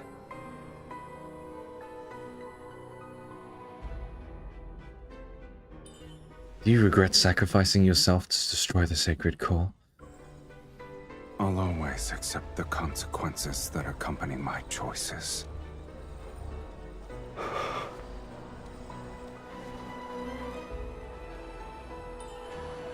Even though you can't return to the underworld, and you can end up in this situation with me? What about you? Do you regret rewriting your fate so you could live as a mortal?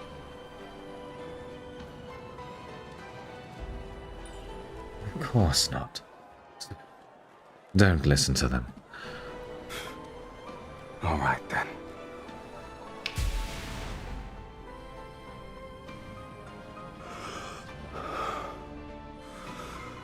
For mortals, death is inevitable. And although we could never share the same beginning, I believe, at the very least, we can share our deaths. Wait, when you were born, did anyone bless you? Just so you're aware, no one wanted me in Philos. Yet it's you who awakened me, the person who blesses me. It must be you. He's doing the same pose as in the wedding banner.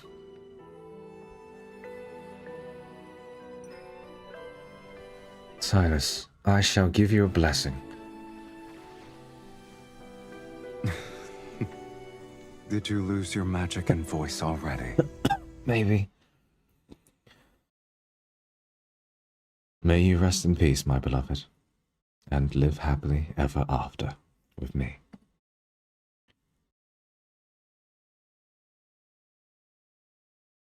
You can come back now. There you go. Now I have truly been born into this world, with you in it.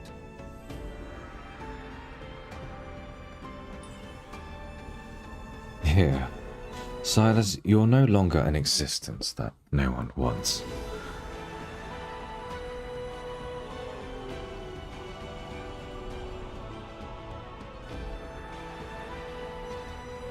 I'll remember that.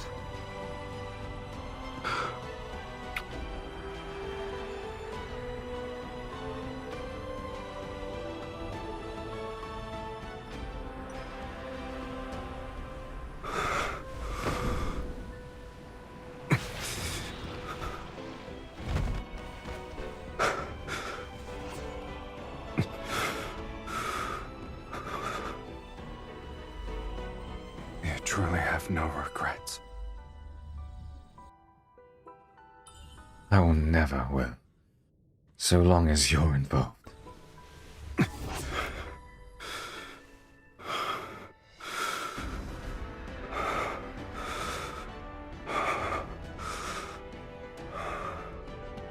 From the moment we're born to when we breathe our last, we shall inevitably walk the same path. It's the greatest blessing for us.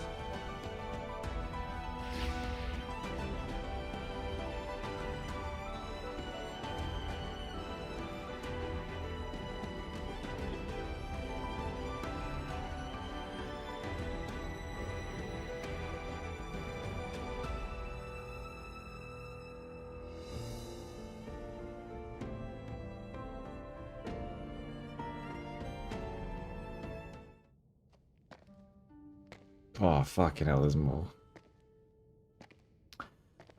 It's as if I'm in a dream. I walk along a path lined with blooming roses. Those rose petals pave a soft road, and the air carries a cool, fragrant scent. I look down to see a faintly glowing linkage on my wrist. It slowly extends and guides me forward. It connects to a hazy silhouette ahead. It's shrouded in mist. Tall and familiar, it's a figure I've traced in my heart thousands of times. His name circles my throat, yet I'm unable to make a sound. I can only approach him one step at a time. The linkage tightens around my wrist. It reminds me that if I keep moving, I can touch him again.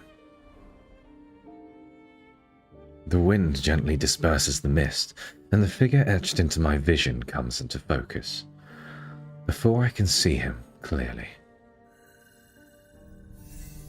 What should have been his figure transforms into a floating soul fragment. Lonely, it flickers in the mist. It slowly moves as if invisible waves are pushing it, until another glowing fragment reveals itself in the sea of mist. They're one and the same. The two fragments slightly tremble. They flow out of a thin chain of light that connects them to each other.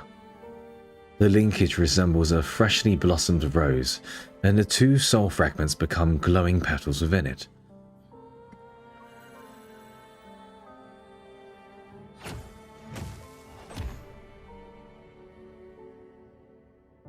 Underworld long ago. Beneath the boundless grey sky, countless fractured world fragments are akin to enormous mouths devouring space and time. Silas stands on top of mounds of broken bones. Black-red mist has entwined his staff. You lost.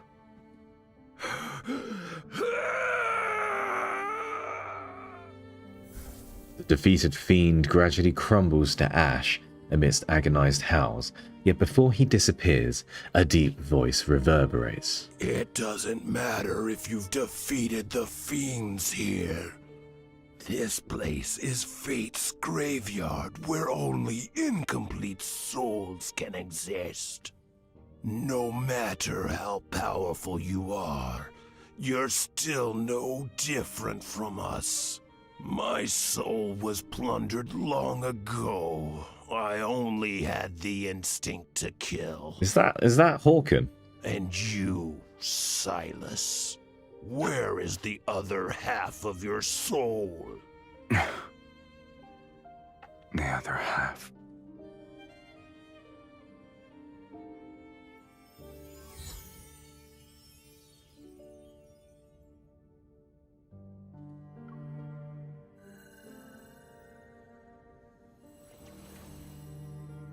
Velmir, long ago.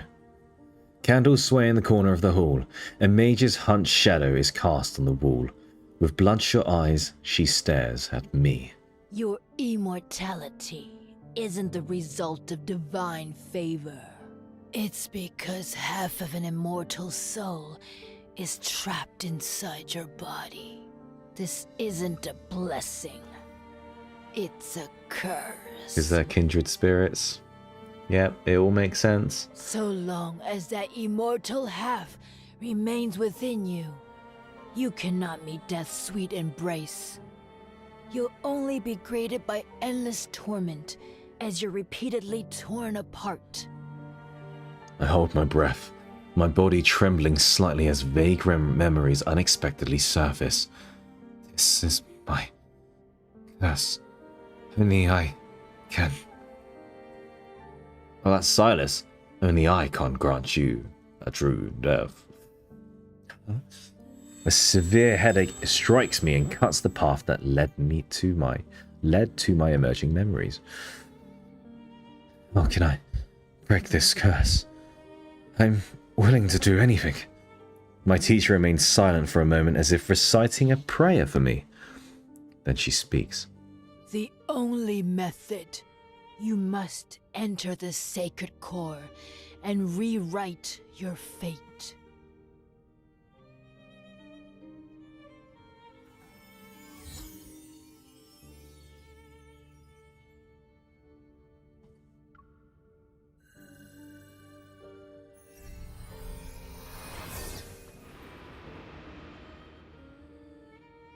We must offer half our soul to the other. They'll be merged to forge an unbreakable bond.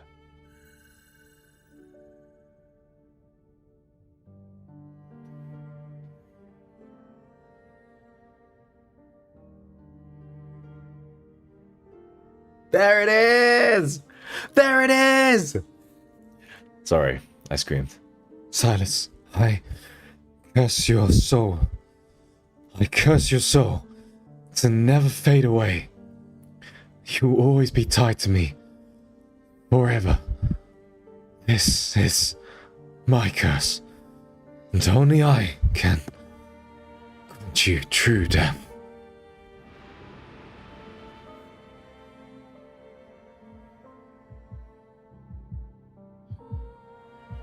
Fucking hell.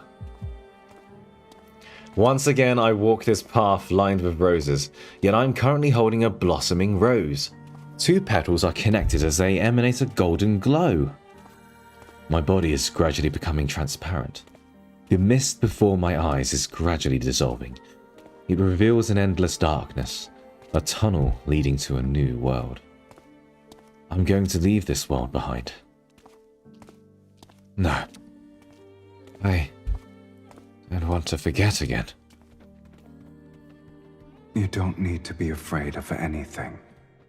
A familiar voice resounds next to my ear. I turn only to find wilting rose bushes around me. But I hear the footsteps of 2 people. I will find you, and we shall inevitably walk the same path. The world we find ourselves in doesn't matter. The rose in my hand scatters because of the wind, and 2 glowing fragments separate. I run and grasp one of the fragments before the wind carries them away. If I hold onto this soul fragment, will it keep us from being separated? Are you willing to let it become your eternal curse? I place the fragment into my body, and it overlaps with my heart. This is the first and last ritual. At the end of the path, the mist disappears, and white light is poured into me.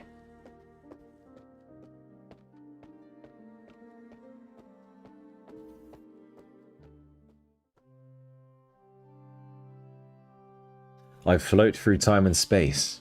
It's so bright and yet it's so dark. I can only feel that fragment's warmth in my heart.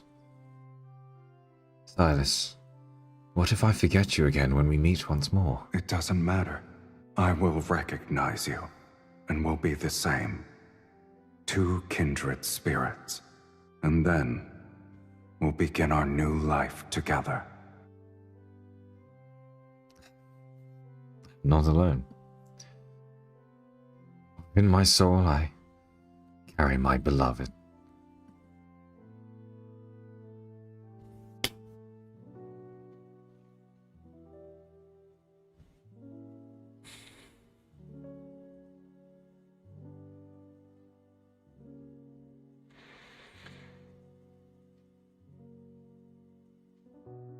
That's some good ass Tekken right there.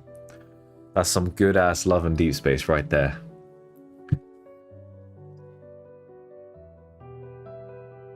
Damn, you know what? I really appreciate from a streamer voiceover kind of playing through it motion. I really appreciate that the last scene, the Kindle scene and all of that is not very emotional. It's just very like, they know what's coming. They go through the process. All the emotion was here, chapter 8. So they allowed me to then go through it, really sit with those words and just cook a little bit and just read it like in my own time. When they put the really emotional parts in like Kindles, I know it's more animated, but as like a reader, it's quite hard to read and really understand what's going on. I just really appreciate that. That was fucking awesome. That was fucking awesome. That was way better than I expected. Holy shit. Damn, that was good. If I'm honest, I thought it'd have relations, but I didn't know.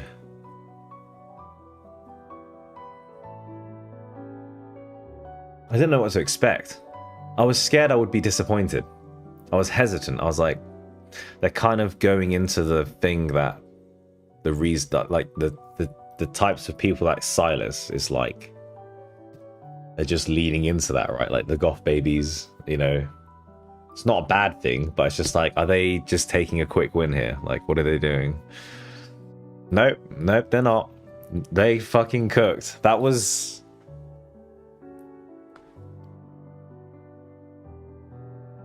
such a good myth. They get better and better. They get better and better, genuinely. Was that the best myth I've read?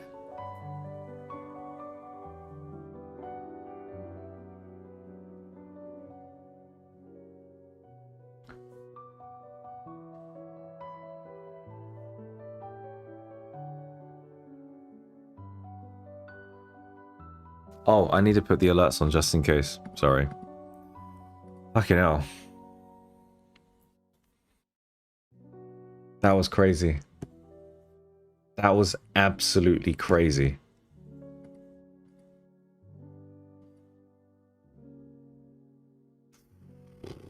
Let me read some of the comments. Let's see. That was some good fucking love in Deep Space.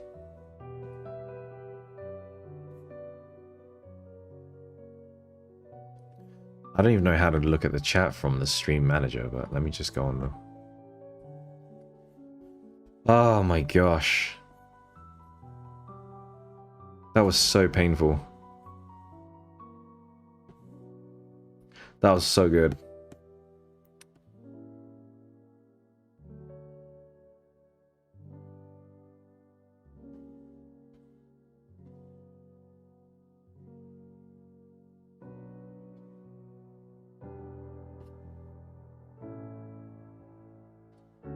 Yeah, this story was top notch. Absolutely. Oh. Their stories are never lazy. Not their myths. Well, I don't know. Silas's standard myth isn't great. And I would say the stories from the idols aren't super great either. Yeah.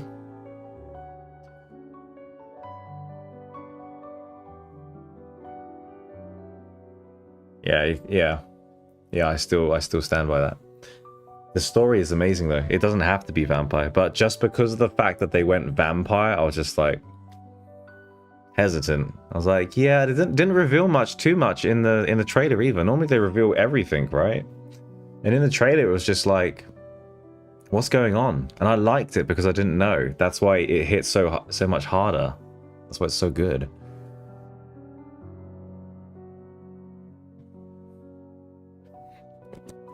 All right, let's see.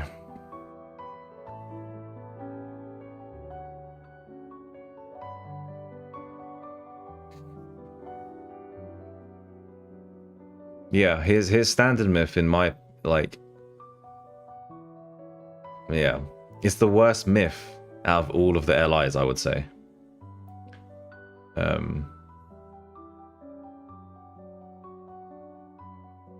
This one is just so brilliant because it just connects everything, and it doesn't just connect like the myth to the myth, it connects like everything. It connects like the... It connects like... Oh wow, thank you for the gifted, appreciate that. I don't know why that's not coming up with the... Why is that not the different one? The alert. The different alert. Why is it not the other alert? I've got a subscription alert. Well, thank you very much. I appreciate that. Thank you so much. Yeah. Well, why is it not coming up with the alert? The alert I made on the other day. Hey. Oh, that's so sweet of you guys. Thanks. Thanks, Xavier's Rabbit. Oh, you're so generous, eh? Thank you. I hope you guys enjoy the gifted subs. It really helps support the channel and all that good stuff. So yeah, it's really nice of you to do that. Thank you. Oh my gosh. Love and Deep Space. It doesn't fill the hole in my heart. I know it's good meanings for that, but oh, that was so hard and heavy. I'm just checking my alert thing quickly because I swear I changed it, but yeah, it should be the bunny. Why is it not the bunny?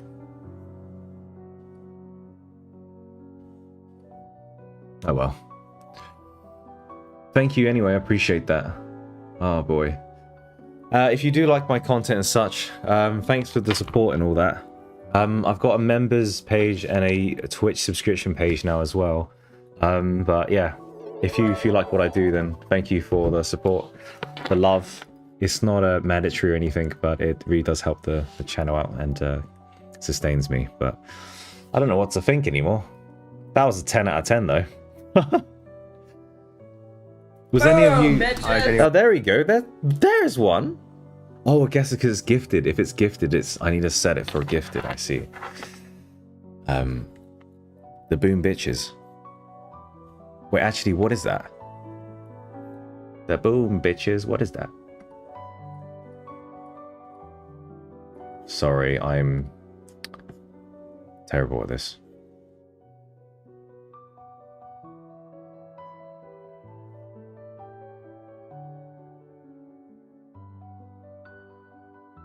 Here. Activity feed, here we go. Thank you for the follow, Black Nerium.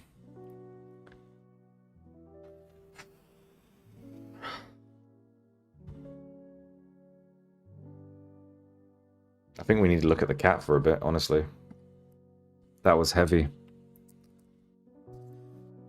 I'm battling whether it was better than Beyond Cloud War, but I can't even compare because it's just... It was so freaking good.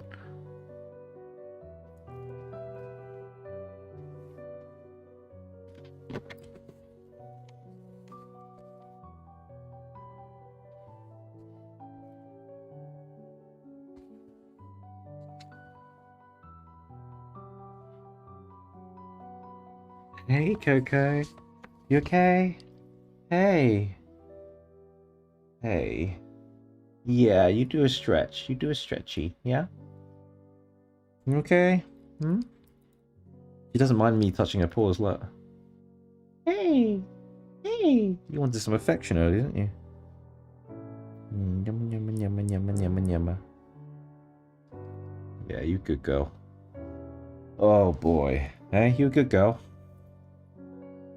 Oh, big yawn.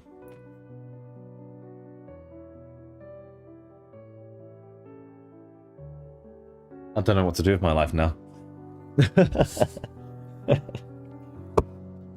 I feel like I just want to stare at the wall or something. Ah. That was beautiful.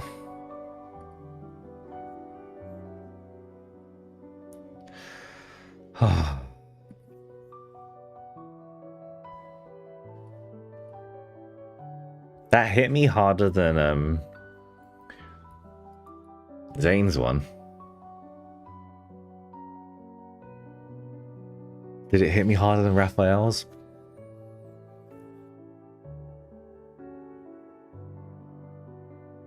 Yeah, Caleb's one's gonna be so interesting. How are they gonna relate that more to space and stuff? Like,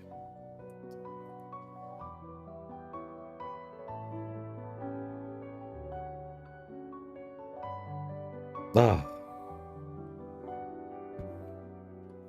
don't know what to do.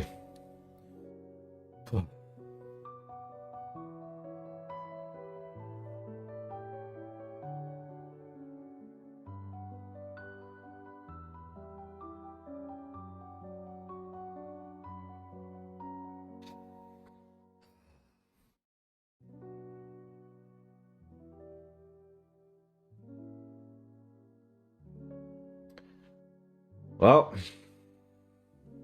there it is. Crimson Spirit. Silas's third myth. Boy oh boy does the second and third myth lift his standard myth up. Like, lift his story profile up. It is carrying.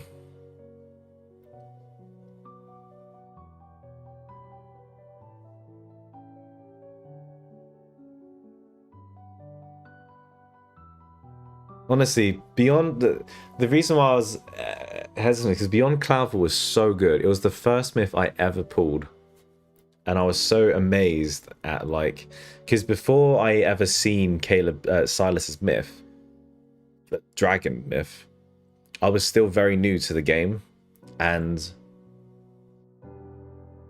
my perception of the game was like They're fairly romantic individuals. There's a bit of Gooner and stuff in the game. That's kind of it. And when I saw the Beyond Cloudfall trailer, I was like, wow. Like, you can see it on my YouTube channel, but I was literally like, this is not what I was... I thought the Beyond Cloudfall trailer was the Misty Invasion. When I first saw Misty Invasion, I was like, it's gonna be like them fighting in like a war, like a Misty war. It's gonna be like Dynasty Warriors. That's what I was thinking. And then it was just Gooner bait, right? So I was just like, oh, okay. Never mind. And then Beyond Cloudfall came out, and I was like, this is what I was talking about. This is what I was thinking. Like, this whole, like, fantasy setting. So this has got a special place in my heart, because it's the first myth that I've ever gone through. I was really happy with it. I really enjoyed the story. It hit all the bells and whistles I was looking for. And it made me understand Silas a lot deeper, you know? It was great. It was really good. This one was just so good. Really captures all the things about Silas was captured in this myth, besides Kieran and Luke. If Kieran and Luke made a reference comeback, that would have been like everything was included, you know? Yeah. I don't know where they'd fit. I'm not saying they should have fit them in, you know? I'm not saying they should have, but all the references they added, the organ, the kindred spirits tied together, the soul, his heart injury when, you know, he's dying.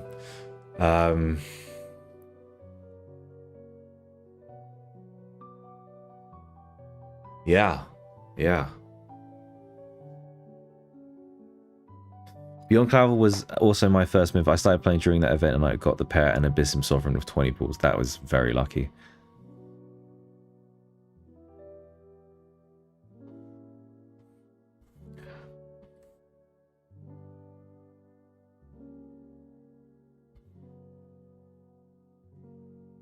So Silas's flaw is a troll little shit.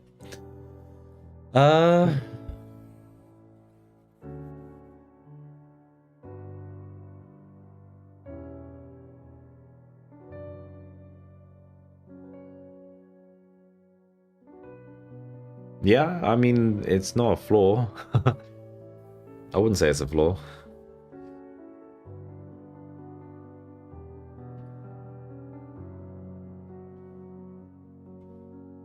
Yeah, Beyond Cloudfall was brilliant. I'm just gobsmacked. Yeah, MC's dynamic with Silas is so cool. It is absolutely 100% true that MC, if you think of the 5 LIs, there are also 5 MCs in my opinion. Because she acts so different, completely different for each myth, for each LI. She completely acts different. Like with Silas, she's always like dommy, playful, like teasing. Yeah, definitely.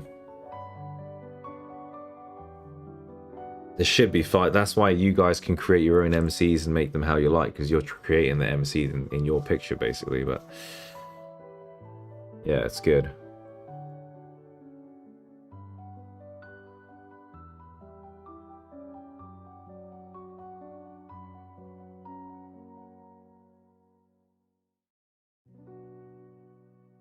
That was awesome.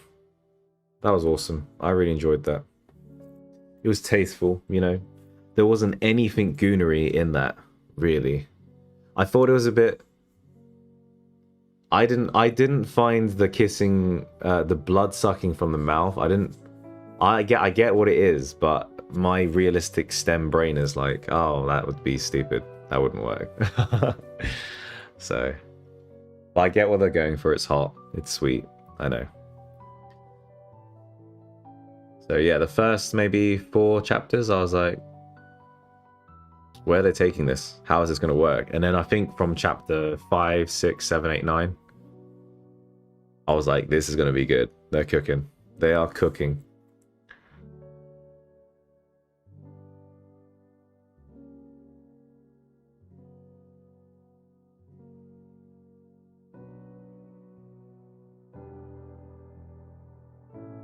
Not everyone liked this myth because of its stereotypical image. That's just really shallow.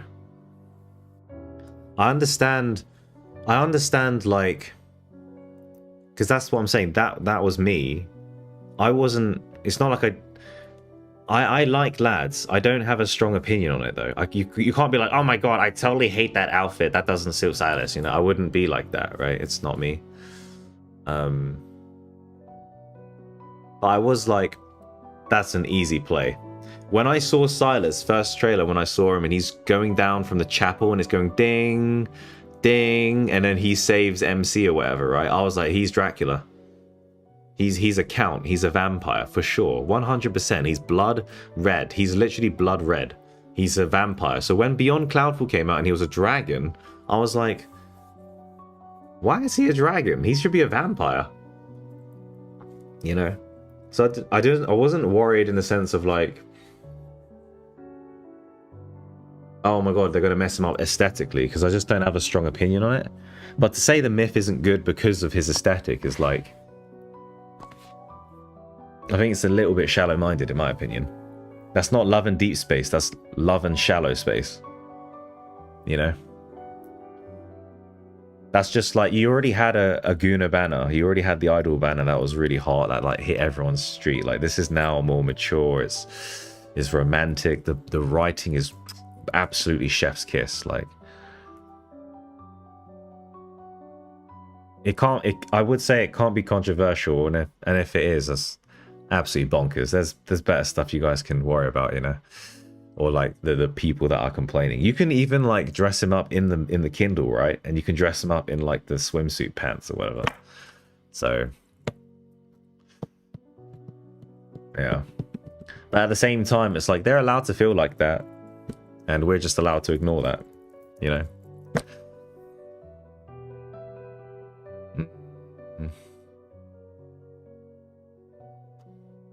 I do wish I saw a different Silas 2 vampire, but I know it was a massive one that people wanted to see, because I mean, for me, he looks straight like a vampire. So if they didn't do it, it's almost like it's missing.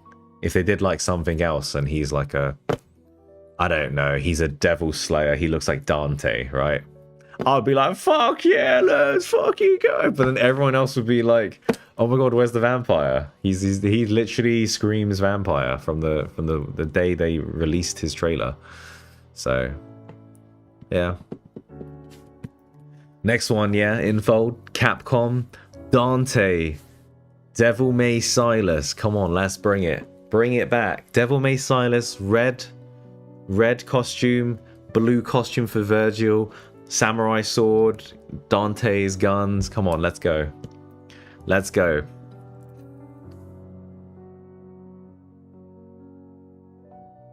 I think it would suit him real bad as well. Oh my god, and his guns? You know his guns? I think in Dante he calls them like Ivory and something else. Well, he can call his guns Kieran and Luke. Literally the guns. Done. Yeah, the black red tendrils, the powers, his whole shtick is being a vampire. He's literally white hair, red eyes. Pale. Doesn't like the sun. It's obvious, right? It's such an obvious trope. So the only thing, if there was any comment to it, the only trope would be like, oh, I'm disappointed that they couldn't explore a different trope because it's obvious, but at the same time it's needed because it's not been done before. He looks and exudes a vampire, but it's never been done before. It needs to be done. So that's my take anyway. No problems. No problems. I like vampire. Make him have a lisp instead, please. That's not canonically a correct voice acting. The voice acting was so damn good.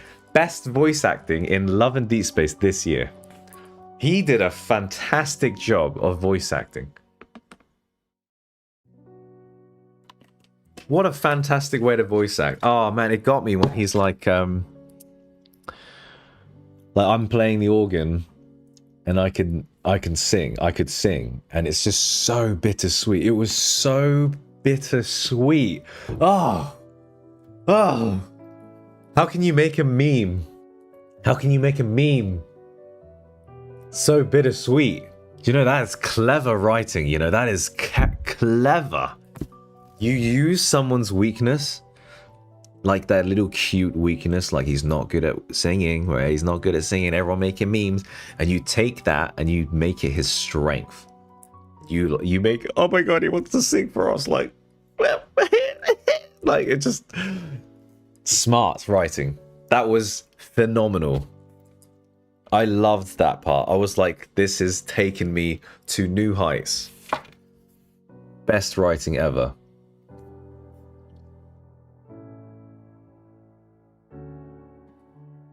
It's almost like as if the next myth, for example, Caleb, what's his weakness?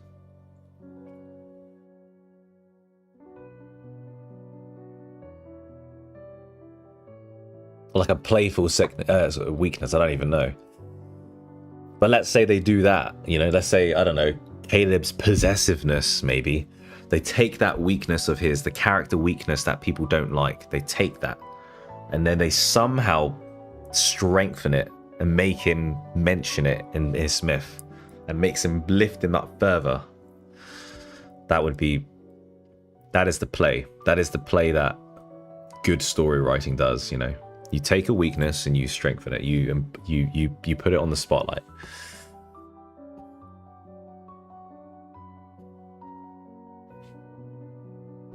He's a freaking phenomenal voice actor. Come on, like. I mean, yeah, you can make a girl cry. It's the whole shtick and appeal. I'm a dude. I'm a straight up dude. You know, I appreciate good writing. These are emotional people. We have. Apparently, it's a science that like men have a much bigger range of different emotional levels. Like some men are like super not emotional, and some men are really emotional. And there's more of a range than with women are like more specifically whatever. But what I'm trying to say is that, you know, the typical stereotype of like, you know, it's make a dude cry or whatever. His voice acting got me. Fantastic voice acting. Well done, man. Like, I would be lining up to his booth, asking for an autograph if I could. You know. Anyway, I think that's the end of the stream, guys. It's a 4 hours and 40-minute stream. I think we did well. I think we did good. I hope you all enjoyed that. And as always, and as I say, you know, if you want to support me, if you want to support what we do here, you know, please subscribe, please follow, do what you can, like, share the videos. If you've got a friend that plays lads, if you've got, you know, if you want to show it to your partner. Hey, look, dudes play lads. It's cool. Do it. Do it. Spread the joy, spread the love, and I hope you guys look forward to the things that we've got coming up, because I'm sure it's going to be a good one in the new year. Okay. Right. With that being said, is there anyone that we should raid today, or should I read some more comments? Because I'm quite cozy here.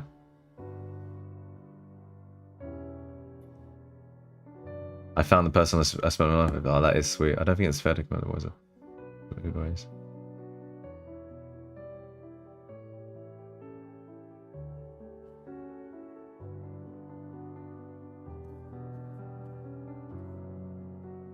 So good, dude. Yeah, I'm gonna stop it there. Let me just stare at the wall for a little bit. Ah. Damn, we can raid a Love and Deep Space member, or we could raid Sade or Ufi. Oof. Oof. So much choice.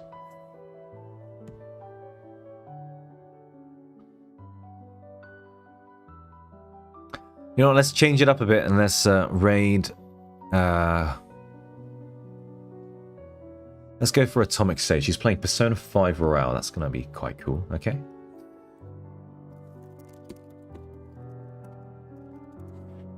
Oh, I loved the stream. Thank you so much for joining, guys. I really do enjoy doing these streams and reading these stories to you.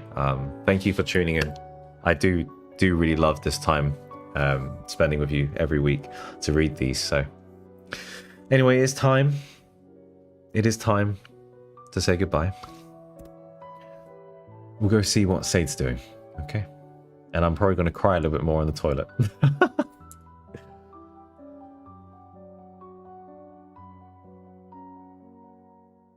Love you all, and I hope we've only got 1 week more for the temporary setup, but in the future, I think it'll be a lot more stable. I think the house extension's going well. I think, yeah, we've got good things in the future. So, okay, all right then. Thank you so much, guys. Let's see what Sade's doing. Bye bye now. And for the YouTubey boobies, as always, thank you so much for joining. I do really appreciate the comments. Lads Butterfly, you are so wonderful to have here. Thank you, Princess Farron, Elizabeth, as always, Banshee, and all the mods. Thank you for your hard work. And thank you for everyone who tunes in and supports me. I really appreciate it. Thank you again, and have a wonderful evening or day. I'll just say good day. And I hope you don't feel too sad over the weekend. All right? Thank you very much. Bye-bye now.